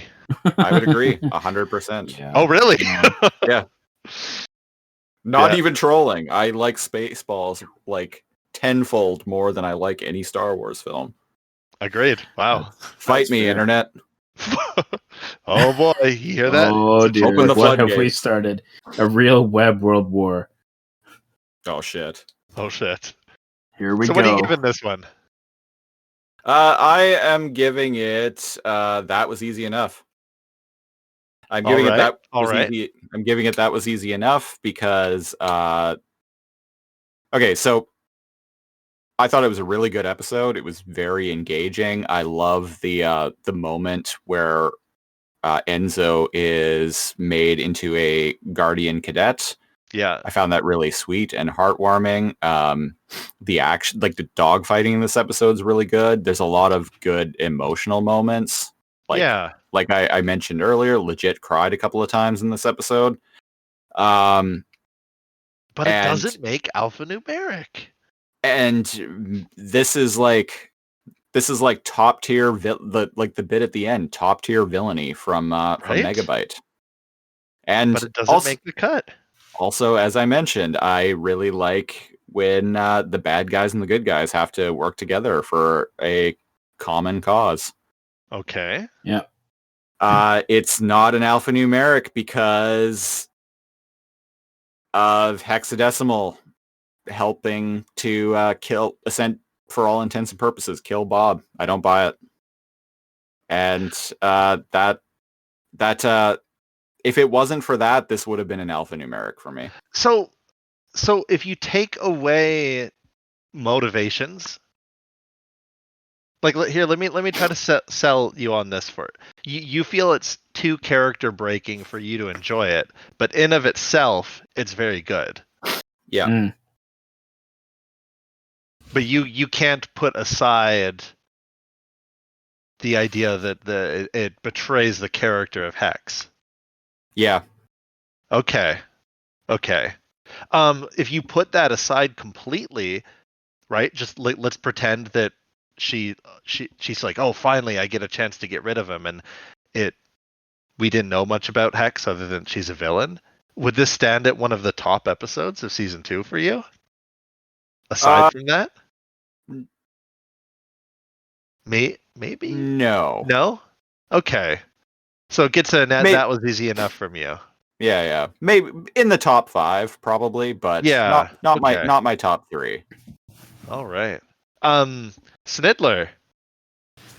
A rating from you. Oh, well, It's hard. it's This kind- is such a hard it one. It is tough because after Christopher brought up that thing about Hex, which is an interesting point. I still got to give it an alphanumeric because I'm, like as much as I'm convinced that she wouldn't have signed off on that, I'm kind of like open to possibilities like that she'll have regretted it if she did. Right, like she she's doesn't really done think things in the through. She doesn't really in plan. the Medusa you know? bug. She never had a plan, No. and suddenly she was like bored, and it wasn't even a day. Yeah. It was like 20 minutes in, and yeah. All of her sculptures were disintegrating. Like her. But I just think that yeah, no, I think I'm gonna stick with alphanumeric because there's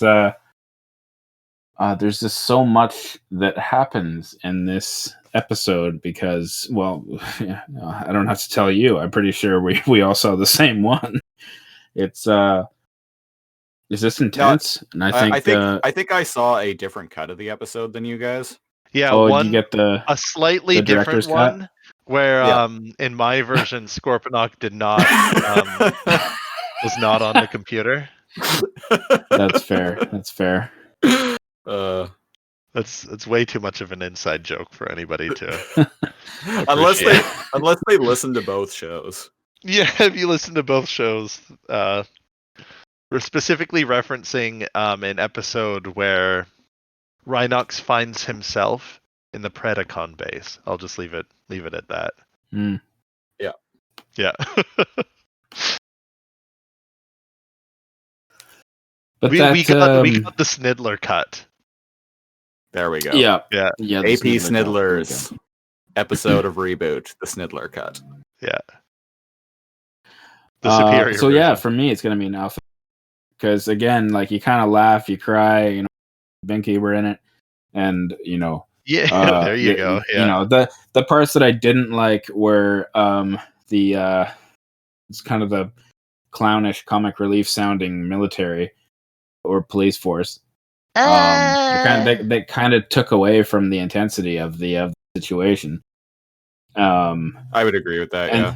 And then you have Megabytes force that they still kind of sound a little goofy, but they're still far better at fighting. Competent. Yeah. Yes, that's it. Competent. You laughed, you also, cried, like, you kissed your guardian goodbye. Wow. Yeah, basically. Yeah. And the whole thing where like that there was things happening because even Fong probably knew that even though this is a very good plan because they have to get rid of this portal, is that they have to team up with viruses in order to do so because they need access to the kind of weaponry that he's capable of creating. Right. To destroy this portal. And so, but also, as much as everybody worked together, they both fully knew in my eyes, because even Bob made Enzo a guardian. I'm going, okay, he knows something's about to happen to him. He doesn't know if it will happen to him, but he knows that it could happen to him. And if it could happen to him, given that they're viruses, it will. So there's a huge possibility that it will happen. Well, so here's where I'm at. Here's where I'm at. Yeah. Bob was zipping around on a zip board at the principal office, commanding troops, helping Megabyte with his thing, right? He didn't have to be there for the Needler to shoot the portal, right? No. Right. What if, like, he just wasn't?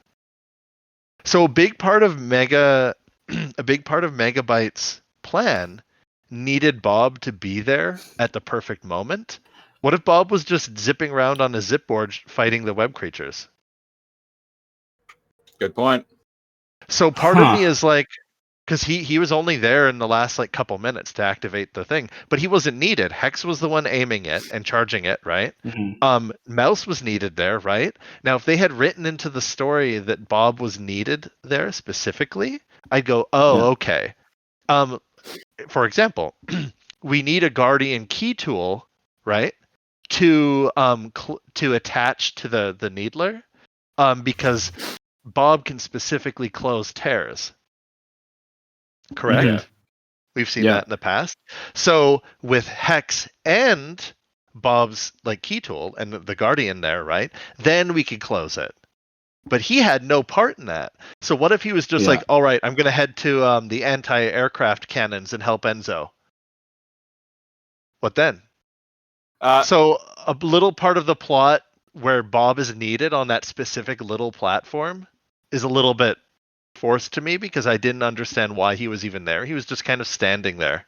Yeah, and they could have easily written around that too. Like they could, like Megabyte could have just delayed firing the Needler until they got Bob into that situation, and they could have just lured him there. Oh yeah, somehow. There you go. Yeah. Yeah. But he just happened, and you could also argue, well, he didn't trust Megabyte. So, and he wanted to make sure that he actually came through on his end of the bargain.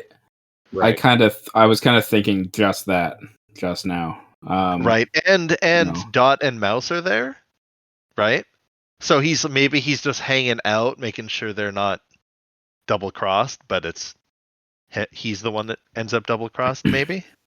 Yeah. So it's not that big of a gripe, but it only works if Bob is like right there on the platform within grabbing distance. Right? Yeah. I have to give it alphanumeric, even though I completely agree with Christopher. Yeah. About the Hex motivation thing, but I also know that Hex changes her mind like every other minute. Mm. But also, it's the only episode of ReBoot that's made me tear up Yeah, and made me truly hate the villains. yeah. Like really pissed off and like angry. And really like fucking pumped and actually makes me think Enzo is cool. And I cannot say that about any other episode. So I Yeah. have to give it alphanumeric. It does kind of give you a glimpse into the villains not just being just Wacky. villains that are kind of like clownish and like, oh well, next time, Gadget, you know. This like they're not screwing around. This is real. Like this is what they actually wanted to do. And they've succeeded. And now they're happy. And you know, and now you're kind of going, what's gonna happen? Because like, Yeah. wow, oh, yeah, you know, they weren't bluffing this whole time. They were actually planning all the way back to like when games collide. Yeah. What was it?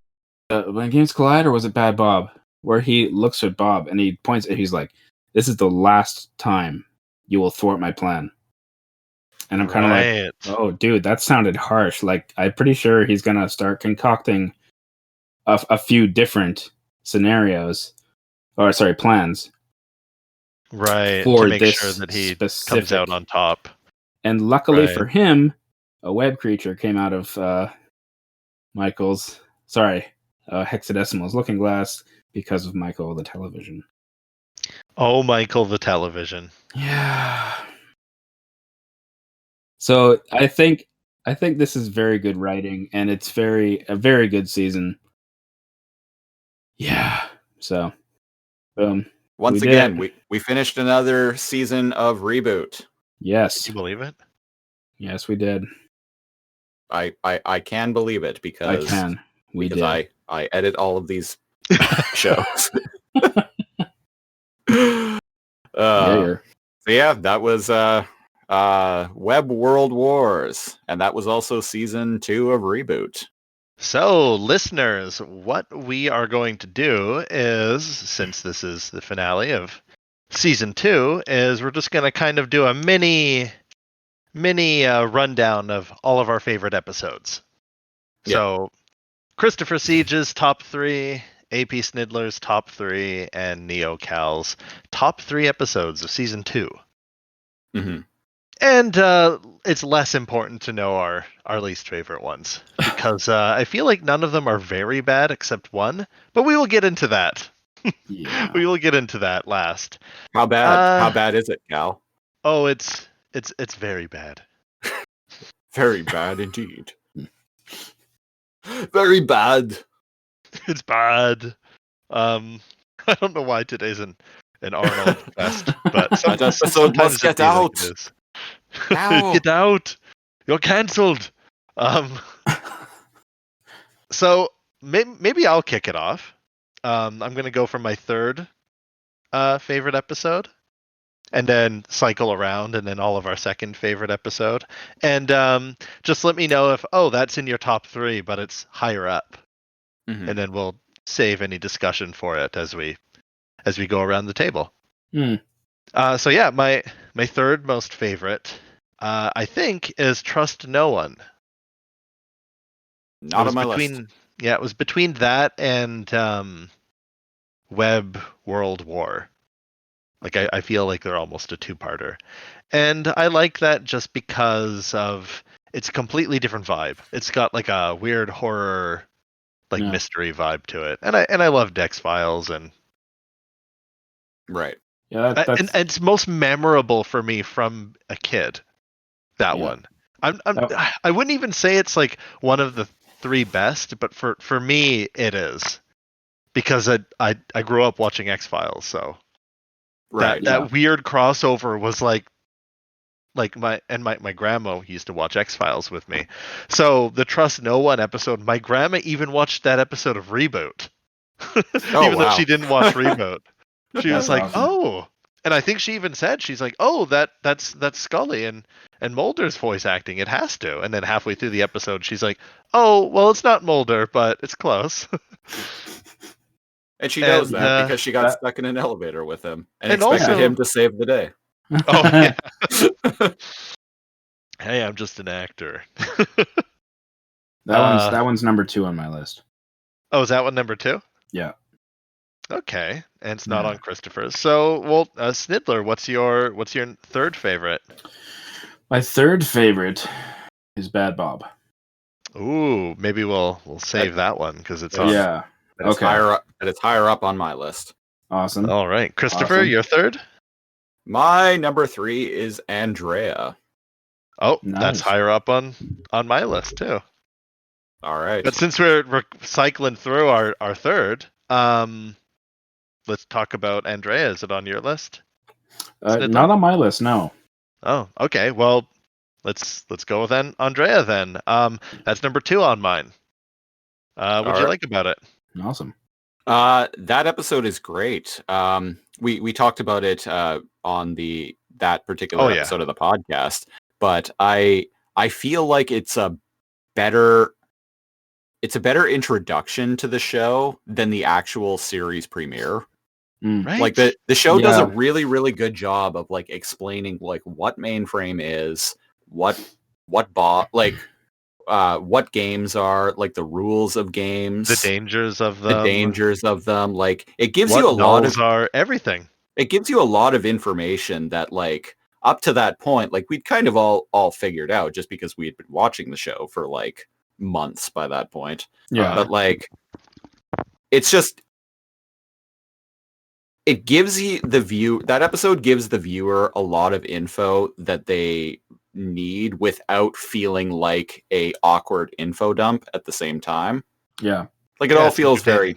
it's entertaining and it all feels very natural. That's And where we got the joke. Or how bad is it? right. Yeah. And the game in that episode is fucking cool. And I think other than Mad Max Fury Bob, I think might be like my second favorite game in this show thus far. If you tell me, oh, in this episode, it's a water game, I would have been like, oh my god, everyone hates the water level of anything. I don't want to deal with that. But no, it's really good. I actually really like games that are set underwater, but You like the water temple in Ocarina of Time? Don't you fucking lie to me. I have barely played that game. So Okay, you're off the hook. Yeah, I agree. It's Andrea is introduced. What a great character. Weird and quirky.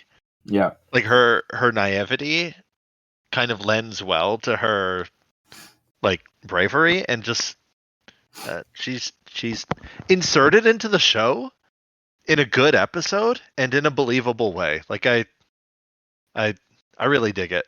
Yeah. Great episode. one of the best Yeah. And of the series as a whole thus far, I would argue. yeah, so that's number 2. Where were we here? Sniddler, your number 2? My number 2 was Trust No One. Oh, your number 2 was right. Yeah. Right. Yeah. What did you like about that we didn't touch on? I just was and am a huge X-Files. I like the fact that it was set like and told like like an X-Files episode. Completely different than the rest of ReBoot's episodes. Oh yeah. Very, very sharp tonal shift in the show in that episode. That's when yes. shit starts getting dark. Yeah. And also like the fact that it actually starred Gillian Anderson, who I'll bring up again as a long time and remaining at the top of my celebrity to-do list. Meaning, as we put it last time, I would like to take her out of routine. And let me see what else. There was tons more. Like we got to A meet true Monica. Canadian gentleman. Yes, exactly. Oh, you want to go for a double and a poutine? Yeah. Yeah. Eh? Yeah. You would like to take her out for a nice seafood dinner and never call her again. Oh my god, Jillian, I'm sorry. If you We're find time in your embarrassing. busy We're embarrassing Sniddler in front of Jillian. embarrassing her in front of my crush. Yeah. Other than that, yeah, it opened up a lot more. It was starting to answer more. She's like, you see the Guardians, you understand more of where Bob comes from. Oh, right. That's when we get the glimpses into the board of shadowy Guardians. Yeah, and yeah. Good point. The Guardians of your Shadow. favorite, the Guardians of Shadow. Your favorite waiter. I'm sorry. Your favorite inline skates. Oh yeah, waiter. yeah. The I guess Al's fill-in waiter, because Al went missing at the beginning of the episode. So he's like, he's got like a vest and a flat top cut and flamboyant. He's fabulous. He's fabulous. And yeah, he's just hilarious.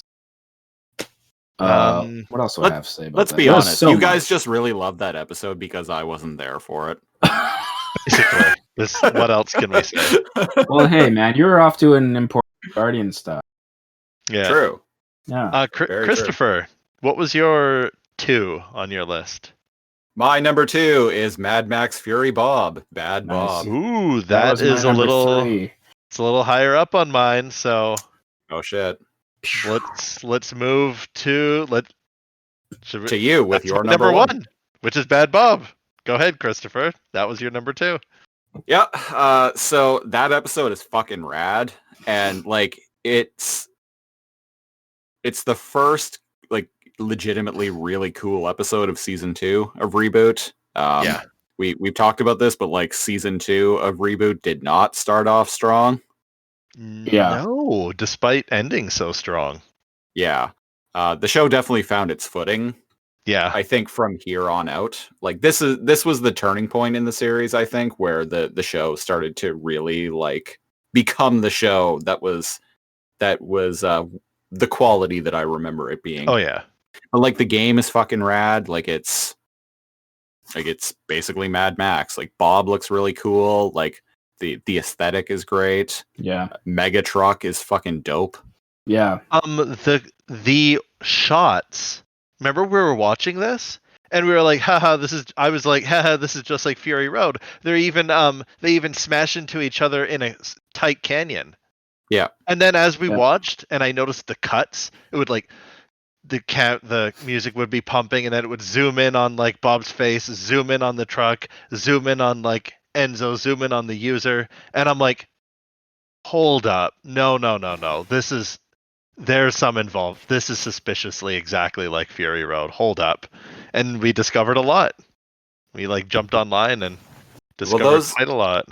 Yeah, those photographic snapshots in that episode were actually a reference to something. Oh.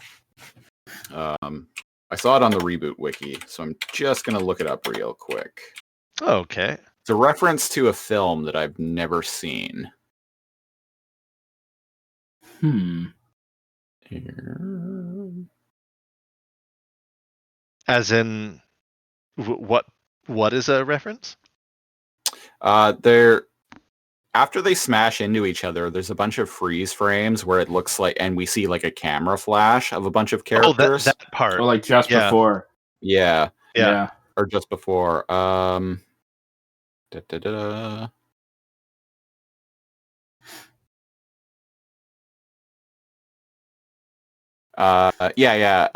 Is a reference to the New York attack scene from the 1964 movie Failsafe. Huh. And like I remember when we were watching that episode, like I felt like that must have been some kind of homage to something. Yeah, but I just didn't know what it was. Anyway, just thought that was worth bringing up since we're talking about the episode again. It's so interesting because both of you were like, hey, that canister looks like a canister of ooze from Teenage Mutant Ninja Turtles. Yeah. Right, yeah. And then Christopher's like, funny you should mention that. Yeah. Funny you should mention that. The guy who came up with the concept for Megatruck also worked on Teenage Mutant Ninja Turtles and then Mad Max Fury Road. Amazing. Yeah, I think that's actually been, not only is it one of my favorite episodes of the season, I think it's also one of my favorite podcasts we've done thus far. Yeah, it was pretty fun. It was pretty fun, yeah. Definitely. So that was my number one, Bad Bob. So yeah, mine was Trust No One, Andrea, and my favorite was Bad Bob. Do you have anything? Do either of you have anything else you want to add to about Bad Bob? Honestly, like I talked about it so much. Like I talked over both of you so much in that actual podcast. If anyone's interested, that's a great episode. Go listen That's to a our great episode. Bad Bob podcast and hear me talk about how great it is. It's just great. It's just good fun. Most of it is inside of a game. Fucking Sean Connery, like number Number Sean one. Connery, number one, is in there. Yeah. Because why not? Yeah. Yeah. No, it's awesome. I got nothing else to add. You know, just an awesome episode. Everything. Yeah. Mad Max. So Bad what Bob. was your 3, 2, and 1, Aiden? 3 was Bad Bob. Second one was Yep. Trust No One. And my first was Nellzilla. Oh. That is Really, my number really- one as well. Really? That's both of your number ones. Well then, Nellzilla is just, I don't know, it's just classic. I think coming up with this on the fly because I didn't have it down. But just the whole homage to... That's how we do it every week here. Yeah, what are you talking about? Laser Cone Productions. Basically, I was we I just was fucking thinking wing about it. jotting stuff down. Yeah, basically, it's the Power Rangers. It's the Super Sentai. It's everything. It's a whole bunch of like shows rolled into one. Yeah, involving giant robots and awesome costumes. Yeah. Come on now, Christopher, help me out. So I love a lot of the pop culture references in the film, like the references to Godzilla, like even right down to the shot of them, like a bunch of binomes running in front of a very obvious like green screen background. Yeah. Just awesome. Obviously the Power Rangers element of it, like I loved Power Rangers growing up, and I still love Power Rangers. The music in the episode is fantastic. Like I love that like Megazord theme that they have. The comedy is great. Like even like little things like right down to when they come down through the tubes into the like hangar. Like they all get let down gently, and then like, but Mike is just dropped. I'd probably say that's the funniest episode. Totally, yeah. Like that almost was my number 3, but there's just like a nostalgia with X-Files that bumped that up there. Like the whole thing from front to end is written so like the reason it took us so long to talk about that episode is because we didn't want to skip any of the jokes. Yeah. And every scene is full of jokes. Yeah. Right. And like even when they're issuing out their commands to summon their vehicles, like when it gets to Frisket, like it's just quite literally like it's so good. It's so silly, and I love it. Yeah. And then like even as I mentioned on that episode of the podcast, like noticing that like Hexadecimal was like the Nullzilla, the Null monster in that episode, moving around was the result of Nullzilla, like, or not Nulls. Sorry, was the result of Hexadecimal trying to break free. Yeah. Oh yeah, makes sense. It makes sense. But like the fact that Nullzilla specifically goes to Bob's apartment. I loved this that you brought that up. And like I mentioned it on the show, it was something that never occurred to me. But like we know that Hexadecimal like harbors feelings for Bob, and she is in like mega crisis right now. Mm-hmm. And so like the creature that's she's not necessarily in control of, but like is draining energy off of her and is moving around as a result of her like trying to break free, it ends up going to Bob's apartment.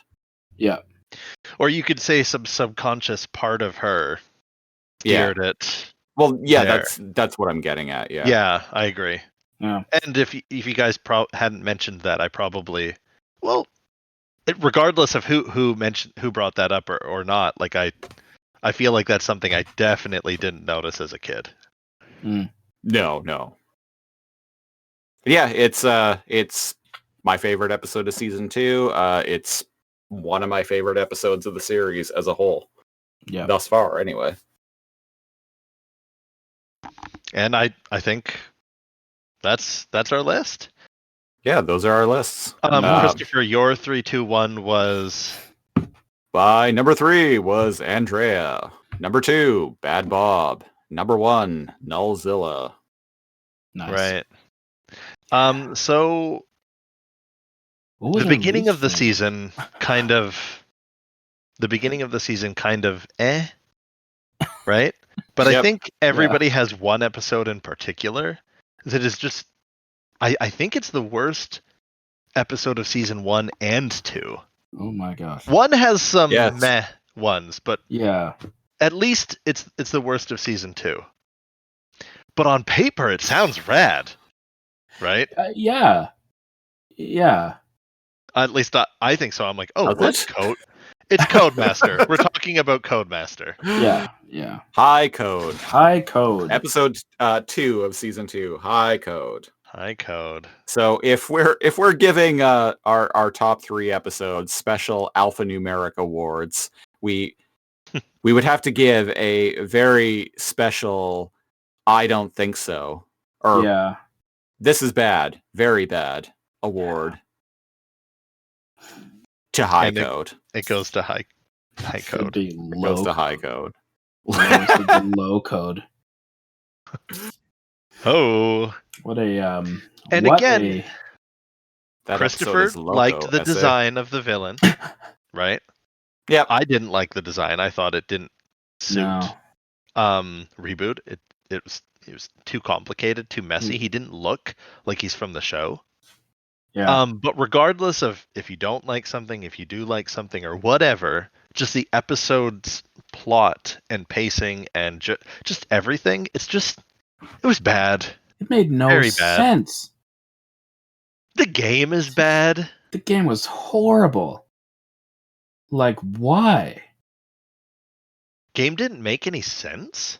Like he's No. just supposed to like ride a train. Supposed to get to the front of the train and driving it. Yeah, sure. And, I guess. and apparently rip off his bow tie. Right. That's how. Yeah. See, that's how bad it is. I remember it. Wow. I'm You picking it apart, actually remember it more than I picking do. it apart in my sleep. But It's you keeping, know, it's you're- keeping Sniddler up at night, ladies and gentlemen. Help! You're like turning in your sleep, and you're like, no, the bow tie. No, stiff no, weapons. Talon, Why? no. No, Old Man Pearson, and he wakes up from a cold sweat in the middle of Yeah. the night, and he goes, That's like my "Oh, first. it's Oh, not man, real. there's- It's not real. Oh God." It's not real. Okay, Like, as okay. soon as- I'm fine. I'm fine. All right. All Bob really has to do. And then is- he lays down and like rolls over and there's the fucking Codemaster laying in bed with him. And then it just Twilight. cuts to black. Twilight Zone bullshit there. I'm here for you. Oh God, That's my that was code, man. really good. That- Yeah, I know. I was practicing. That's how bad it was. I remember Wow. everything. Never forget. No. Never forget. Yeah, it's like stained. I wish I in my could, mind. but we can't. And What a stain on the ReBoot legacy. We've recorded a lot of episodes of this show now, and me and Cal, like Mm. along with this show and our other show, Too Much Energon, we've recorded a lot of podcasts at this point, and this was the first time I was actually not enjoying myself and actually wanting the recording to end. It was so, like, I was so not into the episode that I just really didn't even want to talk about it. Wow. Yeah. That is the first and only time that has ever happened in all of the shows that we have recorded. Yeah. Yeah. Yeah. It's that bad. And I wasn't even there for that. I did a cut. You're lucky. Yeah. You weren't even there for it, and yet it's still keeping you up at night. Yeah. Right. Oh, man. If that isn't a testament to how bad that episode is, folks, I don't know what is. Gives me nightmares. I still see his face. Is it even a face? Let's move on before. It's a bug man. It's a bug man. It's Anyways. like a praying mantis. Yeah. With a stick. Do we have anything, comments or announcements to read out before we wrap this episode up? Yeah, we got a comment on YouTube a couple weeks ago from our favorite listener of season 2, Cone Killer Confusor. This was in reference to episode from a couple of weeks ago, Gigabyte. He says, "Man, that song at the end is a nostalgia bomb." Talking about the Where in the World is Carmen Sandiego theme that I snuck in at the end of that podcast. I think I had sung it at one point. It's all very blurry. Yeah. That was fun. Yeah, so did I was mouthing it and then mouthing the song, and then Sniddler thought I was singing Hanson for some reason. It sounded like never mind. It did. But he also said songs go. He also says, "I love the bit where Hex cackles to Bob about being related to Megabyte, and she slaps his arm like he was supposed to get the quote unquote joke." Yeah. Yeah, she's special. Yeah. She lives in her own little... She's a card, that one. So, thanks, Cone Killer Confusor. We always love hearing from you. Oh, yeah. And on that note, I think we're running out of time. Where can people find us, Cal? Oh, they can find us a bunch of places, eh? If you come onto the face and into the book of faces, you can find us. Oh, you can find us at Laser Comb Productions. LAZOR, comb as in honeycomb. You can come and bug us and post your quotes or tell us how terrible we are. You know, whichever. Yeah. It's all good. If you want to find our very professional, very thorough, and very retro webpage, you can find us at www.alphanumericpodcast.ca. Yep. And finally, if you want us to read your hate/fan mail live on our recording, you can email us at alphanumericpod@outlook.com. Yep. Yeah. We also have a merch store that that's right. I revamped recently. So if you want to buy a t-shirt relating to this show or our other show, Too Much Energon, go to tpublic.com/2TOO-much-energon. Don't let the URL start again. Don't let the URL fool you. That TeePublic store is relating to both shows of Lasercomb Productions, so you can find alphanumeric shirts on there. And we've already sold a couple, which is mind bending. Was not something I ever actually expected to happen, but it has. So to whatever listeners out there who have purchased shirts from us, shout out to you. And thank you. We genuinely appreciate it. Yes.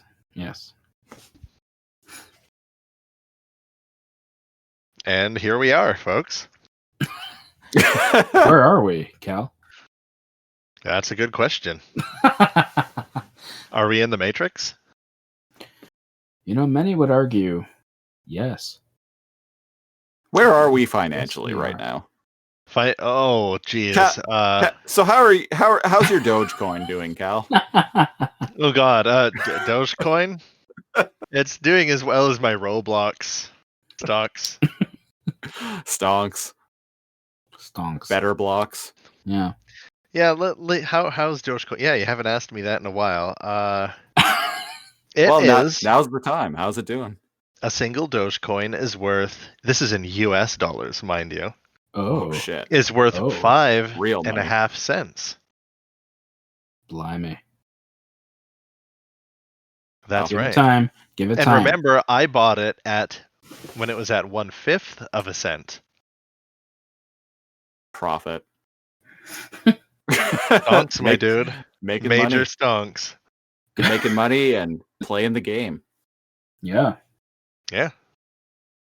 Congrats. I bought $5 worth when each of them were 1/5 of a cent. Wow. And now they're worth 5.5 cents. I'll let you do the math. See, folks, he could have bought a footlong at Subway, but instead, Yeah. Instead,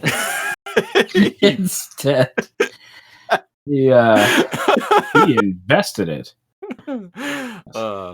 There's an important life lesson there, kids. Yeah. Buy crypto. Well, it's I think this show's about done at this point. I don't want to brag, but I turned $5 of Dogecoin into over 100. So how many $5 footlongs could you buy with that then? over 20. Shit. That's fair. That's Right? that's a lot of Yeah. footlongs. Yeah, that's a lot of That's footlongs. profit right there. That's a lot of feet. Uh-huh. Yeah. That's a lot of shoes. That's a lot of pure cold profit. cut- Pure profit, Cold cut baby. combos. So special announcement, we A lot of egg won't salad. be back next week. We are taking a week off, but we will be back 2 weeks from today, Yeah. which today is Friday. The Oh God. new episodes of this show go live every Friday.